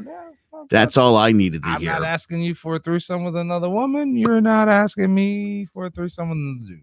That literally was the downfall. We won't say after a couple years of dating. It was like a few weeks later where I was like, oh, no, not the person I thought it was. My last thing on Lil Nas X as I close this video right here. Because I don't want to keep watching Lil Nas X lick his own belly button, which I thought was kind of like interesting with his whole helmet head. That's some sort of symbolism, I assume. I guess so, yeah. Like with the third eye, I have to like do a deep dive into this, but we're not. But I was interested because one of the artists that I actually like, Jordan Lucas, he had quoted being upset because like he's like, Lil Nas X is supposed to be, well, his quote says, I think the biggest problem for me is that the fact he doesn't understand Old Town Road, which is Lil Nas X like major smash last year, right? His breakout song is every kid's anthem. Children love him for that record. They tuned in and subscribed to his channels. So with no disclaimer, he just dropped some left field ish, and all of our kids seen it. Shake my head. First and foremost, I would definitely like to like disagree with Jordan Lucas because all of our kids have not seen it. My son loves Old Town Road. He doesn't know what the hell Old Town Road is talking about, because if any parent really understood what Old Town Road was talking about, they probably wouldn't be so hyped with their son fucking singing it. Or they do and they just don't give a damn, which is another thing that like you don't care about Old Town Road, but you're worried about this song. No, that's a whole nother thing, right? So that was a whole big contradiction, right? So then, for example, Old Town Road, the lyrics go, riding on a tractor, lean all in my bladder. You know what lean is, right? Scissor, syrup, codeine, lean, put it with some Sprite. That's lean, right? So mixing codeine, putting you on, right? So riding on my tractor, lean all in my bladder, cheated on my baby. You can go and ask her. My life is a movie, bull riding and boobies. Kids are singing this song. This was the anthem last year. Still this year. I promise you, if you go upstairs, you turn on Old Town Road, your child is going crazy. I know mine is. Old Town Road goes. So, and I don't know it. so bet, right? Even with that, though, where was the outrage for this, though? Old Town Road was not made to go on Kids Bop, right? I'm pretty sure kids just heard the song and it was a catchy tune, which it is, you know. Like, kids love it. It wasn't meant for the kids. No. It wasn't meant for it to be on Kids Bop 98 or whatever fucking Kids Bop they're on.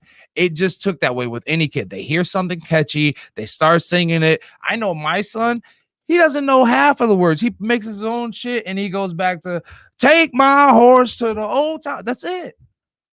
So it's just like, if you guys are going to have that same fucking energy, what about when you parents were fucking kids and you had songs like Genie in a Bottle, Thong Song, Pony, Baby One More Time, Barbie Girl. I'm a Barbie Girl. I love that song. All these songs, right? The Weeknd, the artist Weeknd, he won a Kids Choice Award for a song about cocaine. Third Eye Blind, you know, semi-charm love. Love that song. It's that song's about crystal meth and oral sex. It had a catchy tune, and guess what? It was on the top 100 forever. That's what I liked about it. Right?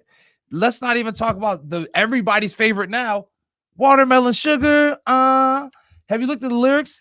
That is about eating vagina. All right, let's talk about this for a minute. What, Watermelon Sugar or eating vagina? Yeah. I don't know that there's ever been a song in the history of music that isn't either somewhat about fucking or doing drugs. I think that's every single song, right? Yep. Every single song is either fucking or drugs, or fucking on drugs, inspiration, or fucking with drugs. Okay, that's it. That's what music is about. Here's the difference between back in the old days. Here we go. Old man talk. Back in my day and this shit now. See, back in the day, things were different, right? Uh-huh. The Beatles, I Want to Hold Your Hand. Okay. Now, we look back on that and we laugh. But back in the day, I mean, that's getting a handy pretty much. Mm-hmm. That's what that is. Okay. Okay. If you're leveraging things out by the generation. Yep. Okay. In the 80s, they got a little more, there's a lot more innuendo. It was still very clever, you know. Extreme had a great song, More Than Words. You could show me how you feel. You know what that means. And the songs now are like, lick my balls. And it's like, you guys, where's the 90s fucked it up. You got Kaya, lick my neck, lick my back, my pussy, and my crack. It's you like, dude, where did the subtlety go? Well, you had Next, Too Close. I feel a little. Oh yeah, is that where it all went down? We started singing about boners, and that was it. There was a lot. Once again, it kind of to my point earlier. Like, we forget how, like, we feel like, oh, things were so hidden when we were younger. No, it wasn't really that way. We're really forgetting that, like, we had some raunchy shit. What Peasant say? Joe, how many white? Oh, Jesus. We need to be sponsored by White Claw for the fact that Sketchy Peasant has pointed those out. Yeah. Hey, I do enjoy the White Claws. I'm not going to lie to you. I understand it's a very basic bitch drink, but I'm not a drinker. And keeps the juices flowing. Keeps the thoughts flowing. That's what you guys can do. You guys can, you know, if you guys want to, you know, hit us on the Cash App and sponsor us for the, you know, so we'll have drinks. You know, Joe likes the White Claws. I like my Dunkin' coffee. You know, that keep us going, you know, on these beautiful nights. Doing I'll piss you off. It's not a bad idea. You know what I'm saying? But anyways, yeah, outside of that, I don't want to stay on this too much longer. Hey, music is music. Music is an expression. When it comes down to music, first and foremost, parents, it's your job first and foremost to parent. Yeah. And in this day and age, I hope you're ready to start explaining to children, even at an early age. Like I was telling you earlier, my son was singing a song that it's not a bad song, but a part of it talks about how a tattoo on a thigh. Yeah. And he's just walking. It's a catchy melody part. And he's like, tattoo on her thigh, tattoo on her thigh. And I'm like, hey, buddy, I got to explain this to you now. All right. But what did you say? I told him that people get tattoos, and he was admiring the tattoo on her thigh. Do you know what a thigh is? He said, yes. I said, do you know what a tattoo is? Yes. I said, where's your thigh? And he showed me where his thigh was. I said, well, when you're an adult, if a woman allows you to admire or look at a tattoo where she has it, then you can do that.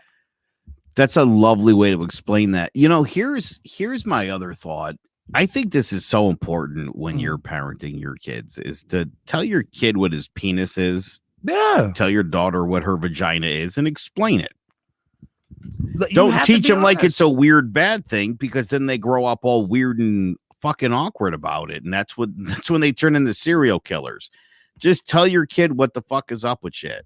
Don't tell them it. Don't lie to your kids. Don't tell them that the fucking elf on the shelf is following them around the room. That is creepy as fuck.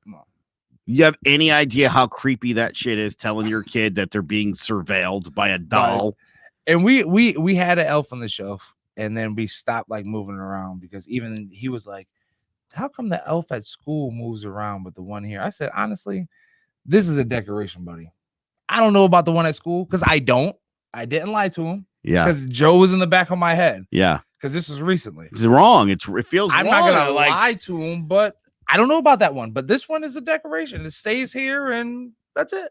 I nothing is gained in lying to your kids about anything. You know, when your kid's like, "Hey, is Santa Claus?" No, you know, don't tell your kids about God and the devil. If your kid wants to go out and seek that sort of information, let them. If they want to go be religious, let them find it. I think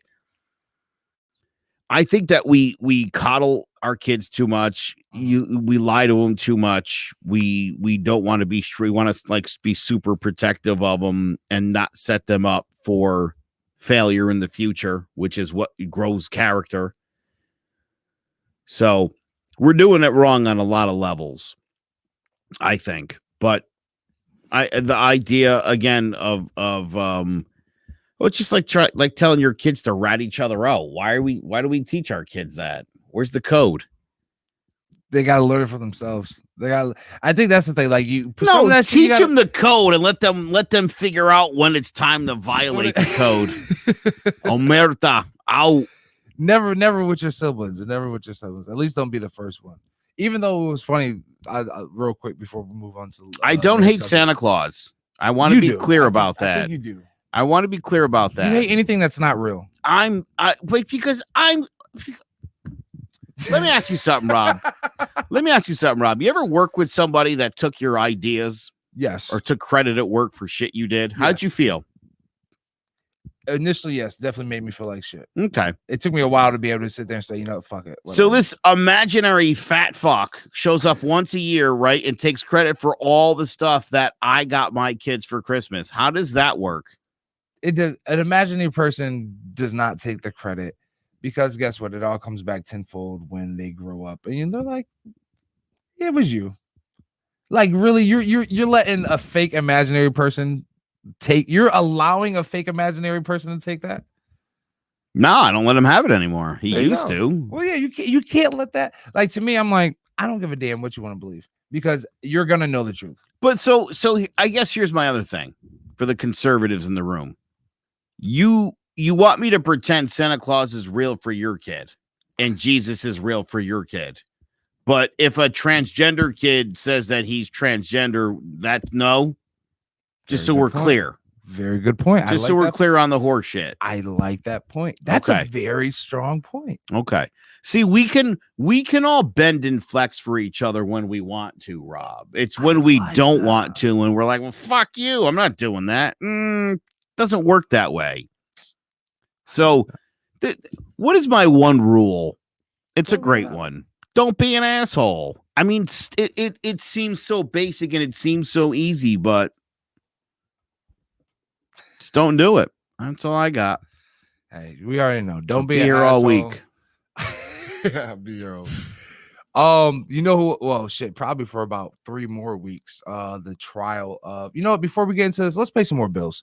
Because I have a feeling that's going to be an interesting segment. Let's pay some bills. DJ Reefa. I don't know how many more times I got to tell you guys, if you guys have any entertainment business or purposes this summer of 2021, you guys go ahead and hit DJ Reefa up. But yeah, we'll go ahead and play her promo now. There's always a holiday, birthday, or any celebration to look forward to. So why not prepare now and book your favorite DJ and or photographer? Book DJ Reefa, the most versatile female DJ around for your parties or small gatherings. Need a professional photo shoot done too? Then book Reef's Views to capture your dream shots as well. Don't need either, but still curious to check out the work? You can now find DJ Reefa on shopblackct.com, the best directory for all Black-owned businesses in Connecticut. On there, you'll find DJ Reefa's Instagram at Queen of All Trades with 3 L's, where you can now look and book. Need more information but want to reach out directly? Email DJ Reefa at masonsharifa@gmail.com. Memories last a lifetime, so let's start making them.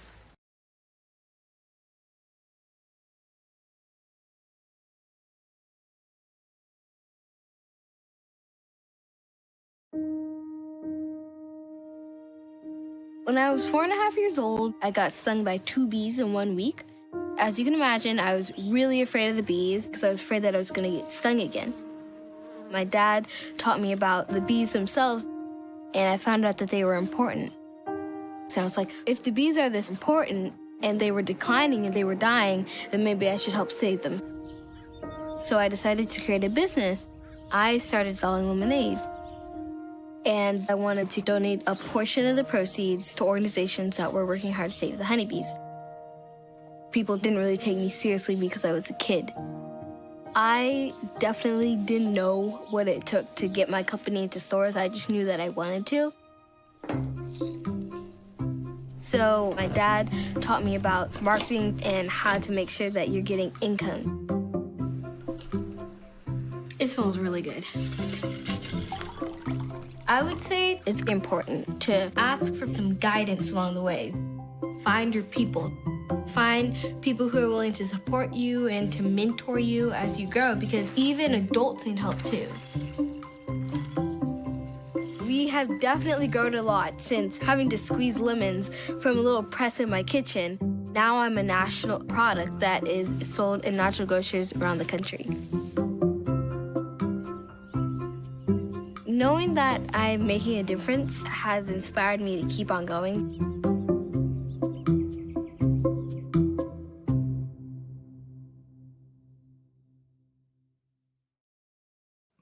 All right. That girl's so adorable, by the way. Yo, I love Me and the Bees. Yo, their ginger lemonade is phenomenal. I was just saying, actually, even as much as I love Michaela and her Me and the Bees lemonade, me and Donnie are coming. Not coming. Oh yeah, you were saying that. Not coming for her, healthy but we're coming competition is healthy good. competition. That's not a bad thing. You know what I'm saying? I think so. He's been not bothering us. He's been pushing us to, like, you know, we started this lemonade business with him. And he's like, I want to make lemonade this summer. I'm like, cool. I'm always down for you. You know, shit. You want to start a business? Let's do it. So, needless to say, for the past like 4 days straight, I've been making lemonades with him, like from scratch. We're zesting lemons and like different recipes, and we're trying to make everything like organic. You know what I mean? Or, you know, as healthy as possible. So we're not using granulated sugar, you know, the white sugar. We're not using like anything that's like, so we're not using like any like the syrup. How you gonna make it taste good then? That's where we're What's at. the secret? See, I can't tell you the secret. I can't tell you the secret because then, like, yeah, no, right. That So would make no sense. We're out here be expecting, you know, our lemonade coming out soon. Well, my boys lemonade coming out soon. You know, sponsoring all CMG. You know what I'm saying? Hopefully, get a bottle in everybody's hand. Oh God, yeah. You know what I'm saying? Yeah, I like that. So we're looking, but I will let you know, we're looking at we're changing the game a little bit, right? So we're gonna have our lemonades. We're gonna have a slush right? A flavored slush, like a fruity flavored slush, 1 or 2, and then we're changing the water game. So like water's cool, you know what I'm saying? And everybody's on like the pH and all the, we have that. But like we're taking flavored water to like a whole different, like water that you're like, I want to keep drinking this. Not like, oh, this just tastes like water. Like, no, this water is. So be on the lookout, New England, Connecticut, Central Connecticut area. I promise you, I don't know. We have a couple names on the charts. So yeah, I want to know all about your lemonade right now. I'm telling you, I will secret tell recipe and everything. I'm dying to know. Offline. All right, fair. All right, but what we can talk about though is this estimated 4-week trial of Derek, piece of shit, pig boy. I don't even know what else I can. Chauvinistic Chauvin. There we go. Chauvinistic Chauvin. Because he's a chauvinistic pig because he was having chauvinistic issues with his. I don't know if she's his ex-wife or soon-to-be ex-wife still. I don't know if like that. I'm sure that divorce didn't finalize yet because he has a bigger plate on, bigger piece of meat on his plate right now. But anyways, some ish. So, but here we go. The murder of George Floyd is on trial, started this week. His charges are 2nd and 3rd degree murder, 2nd degree manslaughter. In this good old state of Wisconsin, Milwaukee, Wisconsin, right? Or is it Minnesota? Minnesota. I always mix them two up. Minnesota. I'm surprised because they're right next to each other. They're really close. Anyways, so we're out in Minnesota with it. But so what was interesting to me was that there was a jury of 15, 9 of them are white, and it kind of had me like, But they're just setting up for acquittal, huh? Jesus Christ! I said this before. I'll say it again. Like I don't. I'm looking at this whole trial like I'm expecting the worst, but praying for the best. And my worst in the scenario is I don't think he walks. That's a whole nother scenario, but I don't think he walks. I think he gets away with manslaughter. All right. For the simple fact that I'm not a lawyer. But I feel like they're gonna pull like the initial intent wasn't there. Right. Like he didn't go in there with the intent of murdering him. It might have been negligence, and they're gonna use the negligence and the it's totally bullshit. It's totally don't get me wrong, it's totally fucking bullshit. I could totally see because of the length of time that he was on top of George Floyd. Mm-hmm. That I think this case is a little bit different than a lot of the other ones. Okay. And I think it because of how long it took. Okay. To start the case? No. I mean the 9 minutes, right? We're talking about they're on George's back for 9 minutes. Yep. Right. This wasn't like cop got out of the car and shot Tamir Rice or they choked out Eric Garner in like a minute. This was a prolonged encounter where you basically tortured the guy to death until he stopped breathing, right? Mm-hmm. We've never had one of these before, right? Philando Castile was, boom, boom, shot, dead, boom, done, right there. This was different. You can't argue, like, Derek Chauvin can't argue that he was worried George Floyd was going to get up and fuck him up. And that's what I'm right. Like exactly. That's not even an argument here. Was like that you were worried about George getting up, and you had mentioned it earlier, right? Mm-hmm. On the Vital We Stand, he was in the car, and then you took him out of the car, allowed him to scooch himself, which was not securing him the right way. Sure, but again, him being on the ground was your fault. So again, one other area where they're exactly, because again, you want to tell me that he died from the drugs he was on or some medical condition? Great. You still had an EMT standing there that you wouldn't let administer CPR to this guy. A proven person. So again, you're negligible for his death. And the fact that you stopped it from happening, to me, first degree murder to me is out of the question. Mm-hmm. It would be. I think it would be unfair, and I think it would be foolish. I think that's beyond the pale. It wasn't first degree murder. I remember when they were like, "Oh, these guys knew each other." Like, okay, I mean, if he went out and he was like, "I'm gonna kill fucking George Floyd," all right, first degree murder. Just because he knew the guy, or maybe there was some prior, whatever the case might be. Yeah. This was so prolonged for me. And the idea that it's gone from 8:46 to like 9.5 minutes or whatever just tells you that it was even worse than we thought. And that's the best. Well, not the best, but that's the thing that I was saying earlier, right? The fact that it's just like when you watch a TV series or a movie, right? And you see something, you notice something different every time you rewatch that episode or that show over and over again. The fact, and I saw Sketchy Peasant kind of pointing it out, the fact that he was, they were trying to get him to lift his knee, but it had to have been within like at least past the 6 minute, definitely past maybe the 7th minute, right?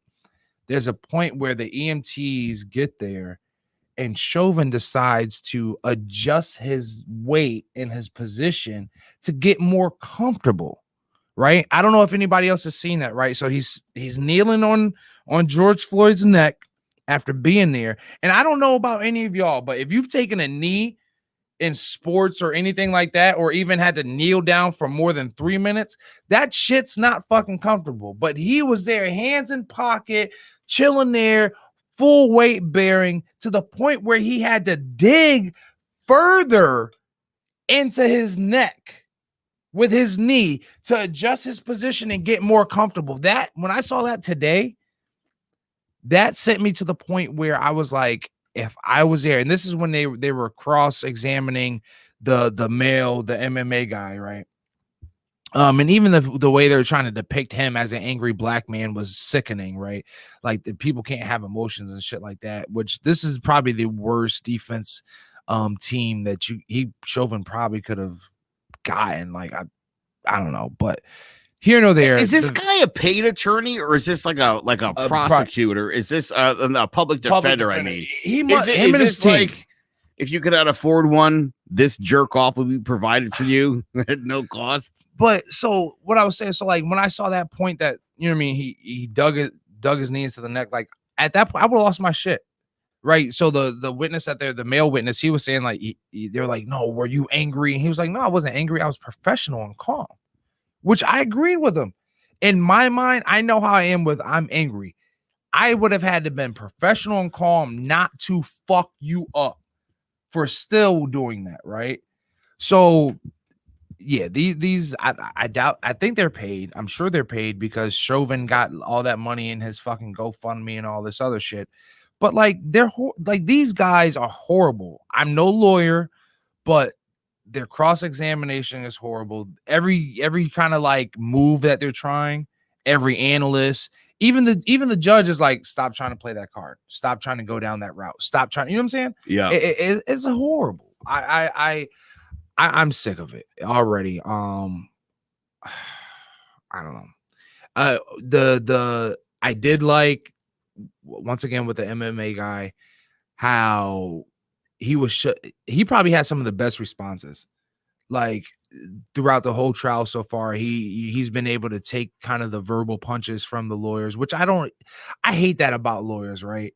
They can get spicy with you and, with their answers and how they address you, but they can't, like, when you get spicy back with them and their answer, with your answer, they want to, "No, George, you can't say that. Can you answer me directly?" No, motherfucker, don't get spicy with me and I won't get spicy with you. Let's keep it fucking civil. Eric Nelson isn't working alone to defend Derek Chauvin. A police legal fund is backing him up with a dozen lawyers and $1 million. So is Eric Nelson just a shitty attorney, or like is he just fucking this thing up? Like, I don't understand.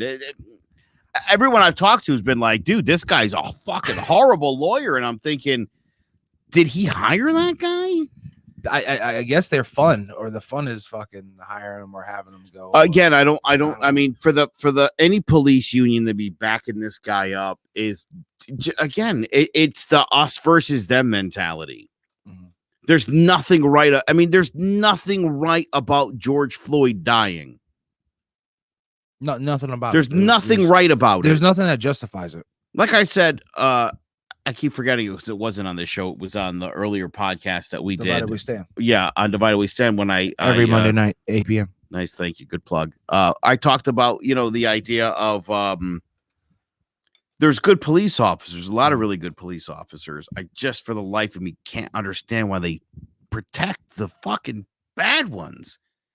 Out that shit, man. Clean up your ranks. There was a time in the 50s and 60s and maybe even into the 70s where, like, your local policeman was like a respected, appreciated person. Well, and then it all sort of has gone downhill to where, like, kids see the cops now and they fucking run. You get a cop to, like, interact with a kid and it gets like 80 million fucking views on YouTube because it's not crazy. Because the norm. it's not the norm. Remember the video that we showed before of the kid playing basketball in his own driveway, and then the cop came around and went to go hide? Yeah. Yeah. That's crazy. The cop, if you're a cop, first and foremost, like, how can you be a cop and police an area that you don't know? How can you police an area of people that you don't know?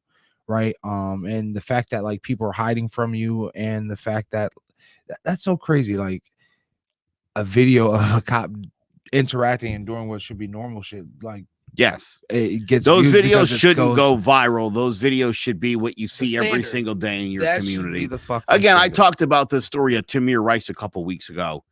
And the idea that, that substation, the cops there knew Tamir Rice.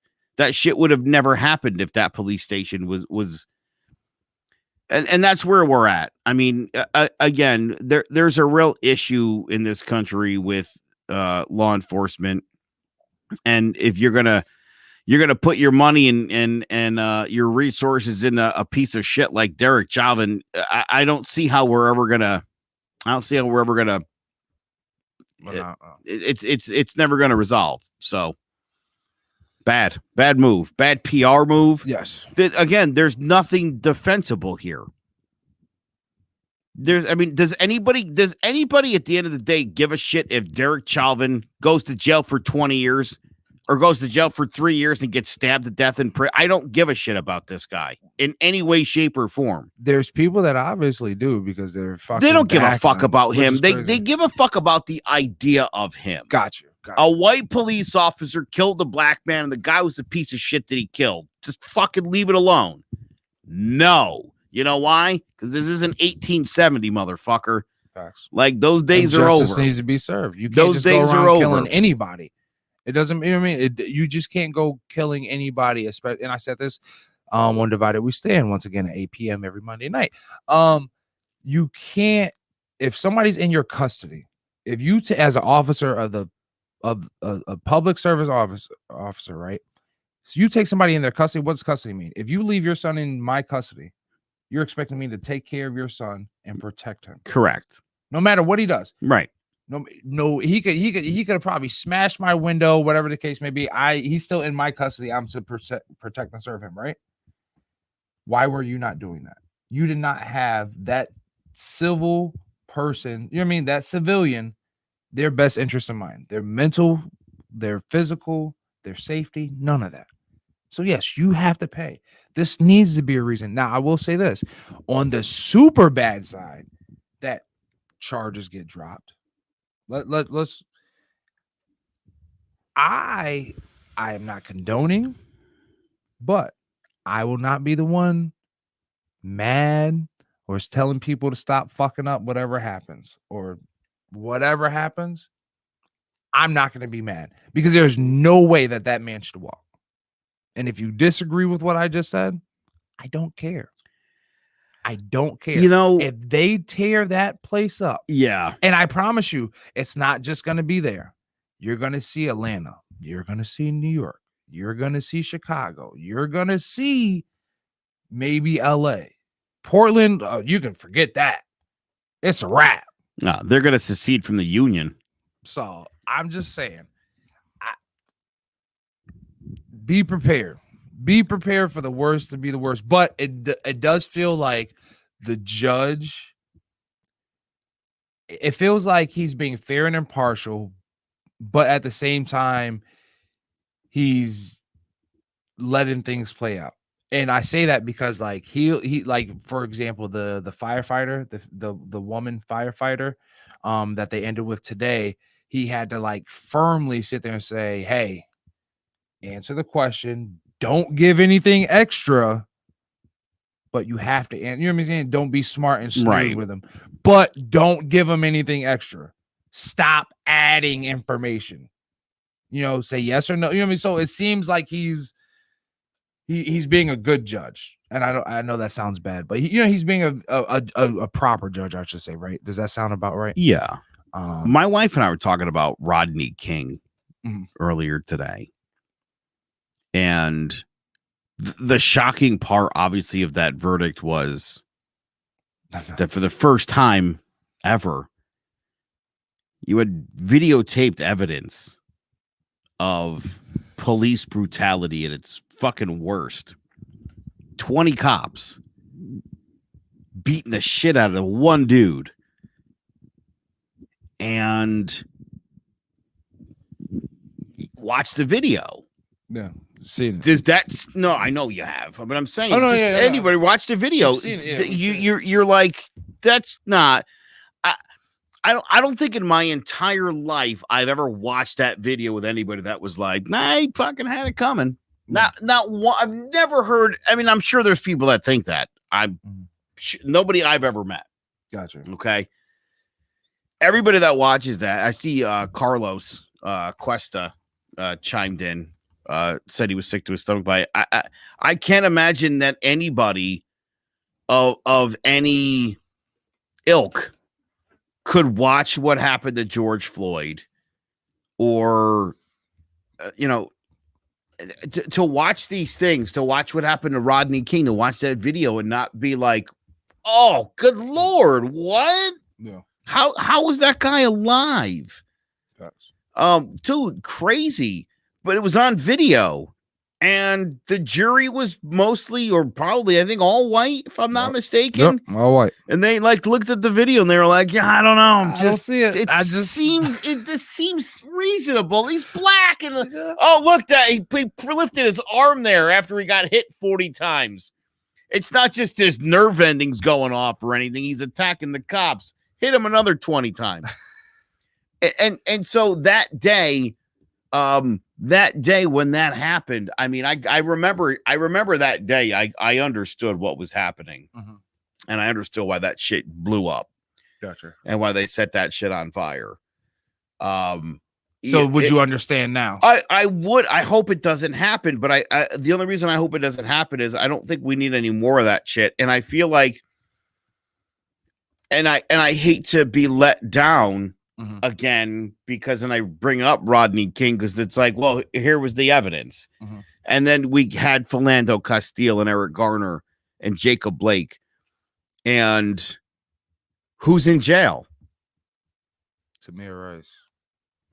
All these kids. Breonna Taylor. Where's I mean, we're gonna start doing shit about this or no? Hopefully this sets a certain precedent. I mean, it's been literally 30 years of watching the police abuse and murder black people on fucking tape. And you can still show this to 12 white people, and they're like, nah, that seems fucking reasonable. Let them go. Yeah. I hope the idea of the country being on fire this summer pissed everybody off. We'll see. I hope it pissed everybody off to the point that the lesson was learned, that if you keep fucking with these people, they're going to have to burn the whole fucking thing down again. I don't think we want that. No. Let's settle up like 400 years of bullshit. Let's put this fucker in a cell. Let's call it a day. Dude, this is a slam dunk for America. The dude that touched off the fucking riots last year. We'll see. Let's lock in. Let's just end it. Yeah. Well, let's look. We have real quick. We'll go through the jurors. And these are the people that are going to have the fate of him in their hands, right? So we have A multiracial racial woman in her 20s. She grew up in a small town in northern Minnesota, has an uncle who is a police officer in Minnesota. Christ. Is anybody related to a police officer objective about the police? Answered no, none of them. There we go. Okay. She was excited to get a summons in this case. That's why they asked her to be out there. I was like, 20-year-old multiracial woman. That sounds great. Oh, relative to a cop. So here we go. White woman in her 40s. Screwed. Go ahead. She feels white people are favored by the justice system, but strongly disagrees with defunding the police. There you go, Democrats, with your dumb fucking defunding bullshit. She said media coverage of Chauvin depicted him as an aggressive cop with tax problems, which drew a laugh from the former officer's attorney. We have a black man in his 30s who's an immigrant who came to the States more than a decade ago, who lives near where Floyd was killed. That's going to be the one guy that actually weighs the evidence and decides after he's weighed it all and calculated it, innocent or guilty. It'll be that guy. That guy. Now, this one actually had me interested, right? So we have a white woman in her 50s, juror number 44, an executive at a nonprofit healthcare advocacy group, and a single mother to two teenage boys. So far, so good. Go on. Here we go. The juror said she discussed white privilege with a black coworker. The coworker's son is the same age as the juror's older teenager, but my white son, if he gets put over, doesn't have to have fear.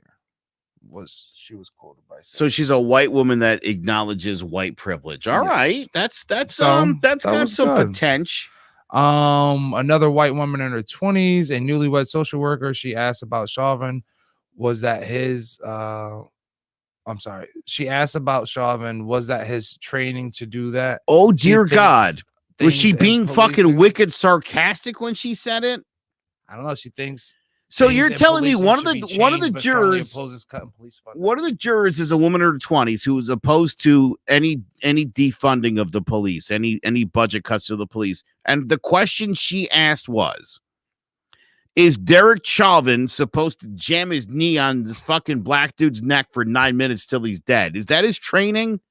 Because I'm pretty sure it is, which means not guilty. So don't like that one. She's off my jury. And then we'll go. I mean, we have a bunch of other ones, but this other last one. Do they not have any Hispanics in Minnesota? Is that what I'm looking at here? See, it says multiracial. It's either white, black, or multiracial. So it's not like, I feel like they just lumped the Hispanics in with the whites. So which they probably did, which they tend to do. Where did we say? Oh, I saw one. It was white man's. Oh, here we go. White man in his 20s, a married accountant. He questions why 4 police officers responded to a 911 call about a counterfeit 20. He also was critical of professional athletes who knelt during the national anthem. Well, that guy's a bit of an enigma, huh? Here we go. This is kind of like a piece of the jurors that we have. Police brutality. So that's exactly what this is. Don't you kneel for police brutality, you son of bitches. You sons of bitches. That guy's got issues. Yo, big time issues. So hopefully we'll get something decent. Once again, I say I expect the worst, pray for the best. Hopefully we get to see Chauvin in jail pretty soon. Outside of that, make sure you guys keep watching. If you guys are watching, I'm sure we'll be hitting on this trial as it proceeds, because it's supposed to go I don't understand how, like, we see the video, we see the evidence. We've talked to eyewitnesses, like key witnesses that were right there. Yeah. I don't know why is this going to take 4 weeks, but they say it will. So keep following. We're going to keep following. We're going to keep posting this up here as we keep going, because I'm sure there's going to be a lot more things that piss me off about this. Yeah, wait till they bring in the forensic scientists and they start giving you all that horse shit. They're going to pay some like Dr. Lee, like anti-hero that's going to be like, no, this guy, no, he died because he was on the drugs, man. Jeez, that's what's going to happen. It's going to be sensational, and it's going to make this shit drag on for weeks. Always paint the black man for everything else but what he is. But anyways, since we're on here, not since we're on there, kind of the highlight, and we're gonna get out of this motherfucker. A black man that's doing positive things in rotation this week. Morray, Morray. Yo, he's been, I was gonna just say quicksand, but between quicksand, switched up, Big Decisions. This guy has, I don't know. I'm love. He has, first and foremost, he has a country hip hop, like a country hip hop flair like that. Guitar heavy, but like southern. It's a little like country trap. Like country trap music. I'll play it for you after. I don't want us to get copyrighted, but you guys make sure you listen to Maury Quicksand. That shit's in rotation. He has like 7 actual songs out. That's like a whole, like, could be a whole solid EP. Like, I'm all like how things sound. I can't believe that guy's famous. He looks like he works at Burger King. Oh Jesus. The big guys need love too. And like when you hear his music, you're like, okay, I get it. He's a fun loving character from the South. I think he's from like North Carolina. His shit's dope. So check out Moray Quicksand. I'm loving it. I don't know the lyrics like that, but check out Moray Quicksand. Outside of that, make sure you guys are checking out Diamond Souls. I'm working with Diamond Souls. They're going to be actually working. We're going to be getting our exclusive merch drop going on. We're going to be revamping I'll Piss You Off Shortly.com. That's going to be like more of a merch store and everything else like that. But Diamond Souls is where you get your customized shirts and gear made easy, from tees to sweatshirts, water bottles, and vinyl.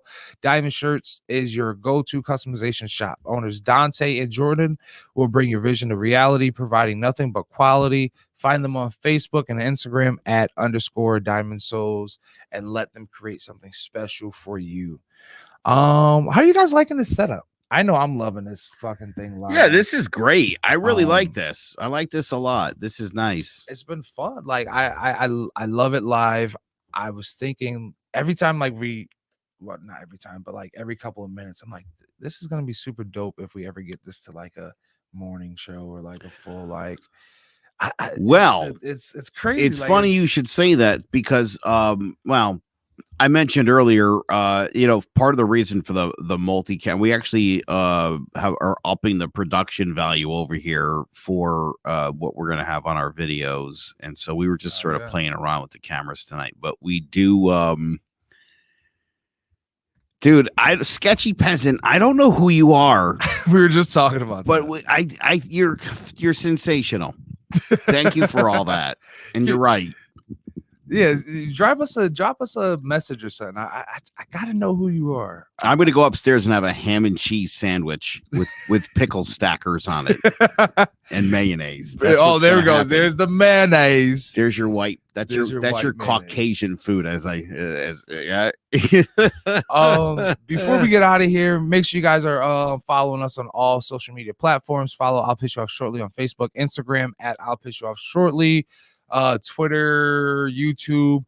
Like I say all the time, you guys, if you guys want to donate, go ahead and hit us up on Cash App, $, I'll Piss You Off Shortly. But the best currency that you can spend with us or for us is your support, that digital currency. So make sure you guys are commenting, liking, sharing. Biggest thing, share. But Cash App's good. Yeah, but Cash App is cool too. Yeah, either way. One or the other. Like I've never been a good like beggar. So like I feel like I'm always begging, but y'all see the Cash App up there, $, I'll Piss You Off Shortly. Put a nice note for us in the, put a nice memo for us in the notes section. Let us know that you love us. Let us know that you hate us. Either way, we're here every week, Monday nights, 9 p.m. or Tuesday nights, depending on the schedule.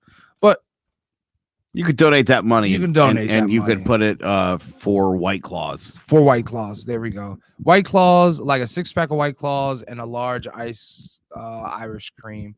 You know what I'm saying? With the sweet food. I'm turning into like a basic dude. It happens, dude. It happens. Dunkin', you get older. It's messed up. I can't say I'm basic because I'm not at Starbucks yet. I'm still a Dunkin' guy. But Dunkin' has sweet foam. Like that sweet foam is killer. Like I'll pay the extra 50 cents for the sweet foam. There we go. Do you guys accept Bitcoin? Fuck yeah, we accept Bitcoin. I don't know if I mentioned this earlier when we were talking about Glenn Parchman, my accountant. He's actually a Bitcoin specialist. Did you know that? Really? See, I need to talk to him, but I'm scared of that bill. I'm scared of this bill. It's not that bad. I'm telling you. Again, dude, my daughter went and got her taxes done by a fucking hack who charged her like nothing to do the taxes, literally. And I explained to my daughter today, I'm like, there's just some things in life, it's worth the investment. I didn't have to pay my accountant. Like, he just takes his cut out of everything. Nice. And he's so unbelievably thorough that there's plenty to go around. Like, you take what you need, and I'm good over here. All right. Yes, sir. That's where we're at. So I'm telling you right now, look, April 15th is coming up fast, dude. If you haven't done your taxes, I swear to God, Glenn is amazing, as is his wife, Heidi. And believe me, if you want to get back what you're owed, you really got to go to an accountant. Somebody that understands how to do that shit, because you're leaving money on the table and it's going to the government. Definitely can't do that. Nobody wants that. Nobody wants to leave money to the game. You know, even when I was thinking about the lemonade shit, of course I'm doing like because I'm trying to build like a cool deck for him, right? Like a nice deck so like he can get small time family investors, right? And I was like, what, you know what I mean? We gotta make sure that like we're doing things smart and like being good with the money. So like even budgeting things down, I said, holy shit, we actually might have to like really like, if this takes off, I never would have thought like doing a whole book would be so hard. I was like, yeah, I can't do this shit. So between my taxes and like little man's business coming up, I'm definitely gonna be hitting up Rocky Hill Accountant. But yeah, so with that being said, appreciate the love, guys. Appreciate everybody checking us out. Yeah, it's been a great show. Joe, I appreciate you. I appreciate all you guys. This has been I'll Piss You Off Shortly. I'm Rob. That's Joe. You guys have a good night. And goodbye. I'm gonna get it right one day. Hey, remember how many times you used to do the messages for your voicemail? It goes something like this. What's going on, everyone? Thanks for locking into another episode of I'll Piss You Off Shortly. This is the podcast where we debate everyday issues, pushing your thought process beyond what's normal. The topics discussed here are meant to be intense, promote growth, and at times may have you feeling a little bit uncomfortable. Me too, a little bit. We may not always agree, and we will more than likely have varied opinions. But with that being said, I can't promise to be your favorite podcaster. Neither do I want to. But I can promise to be transparent, fair, and open-minded. So please, if you think you've got the stamina, passion to debate, analyze, and challenge the normal, please take a number. I promise you, I'll piss you off shortly. Hey, mama, I got a podcast. Hey, I got a podcast. Hey, I got a podcast.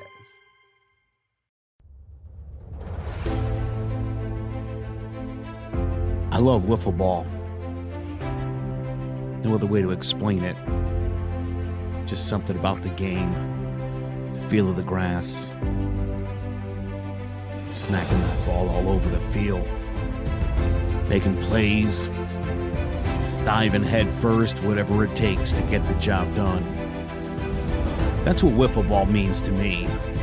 Striking out grown men, watching their knees buckle on a called third strike. Sit out, bud. And then, of course, the home runs, the base hits, the big home runs at the big moments. That's a whiff of greatness. Join us all season long for the Joe Aguirre Story, a CMG podcast.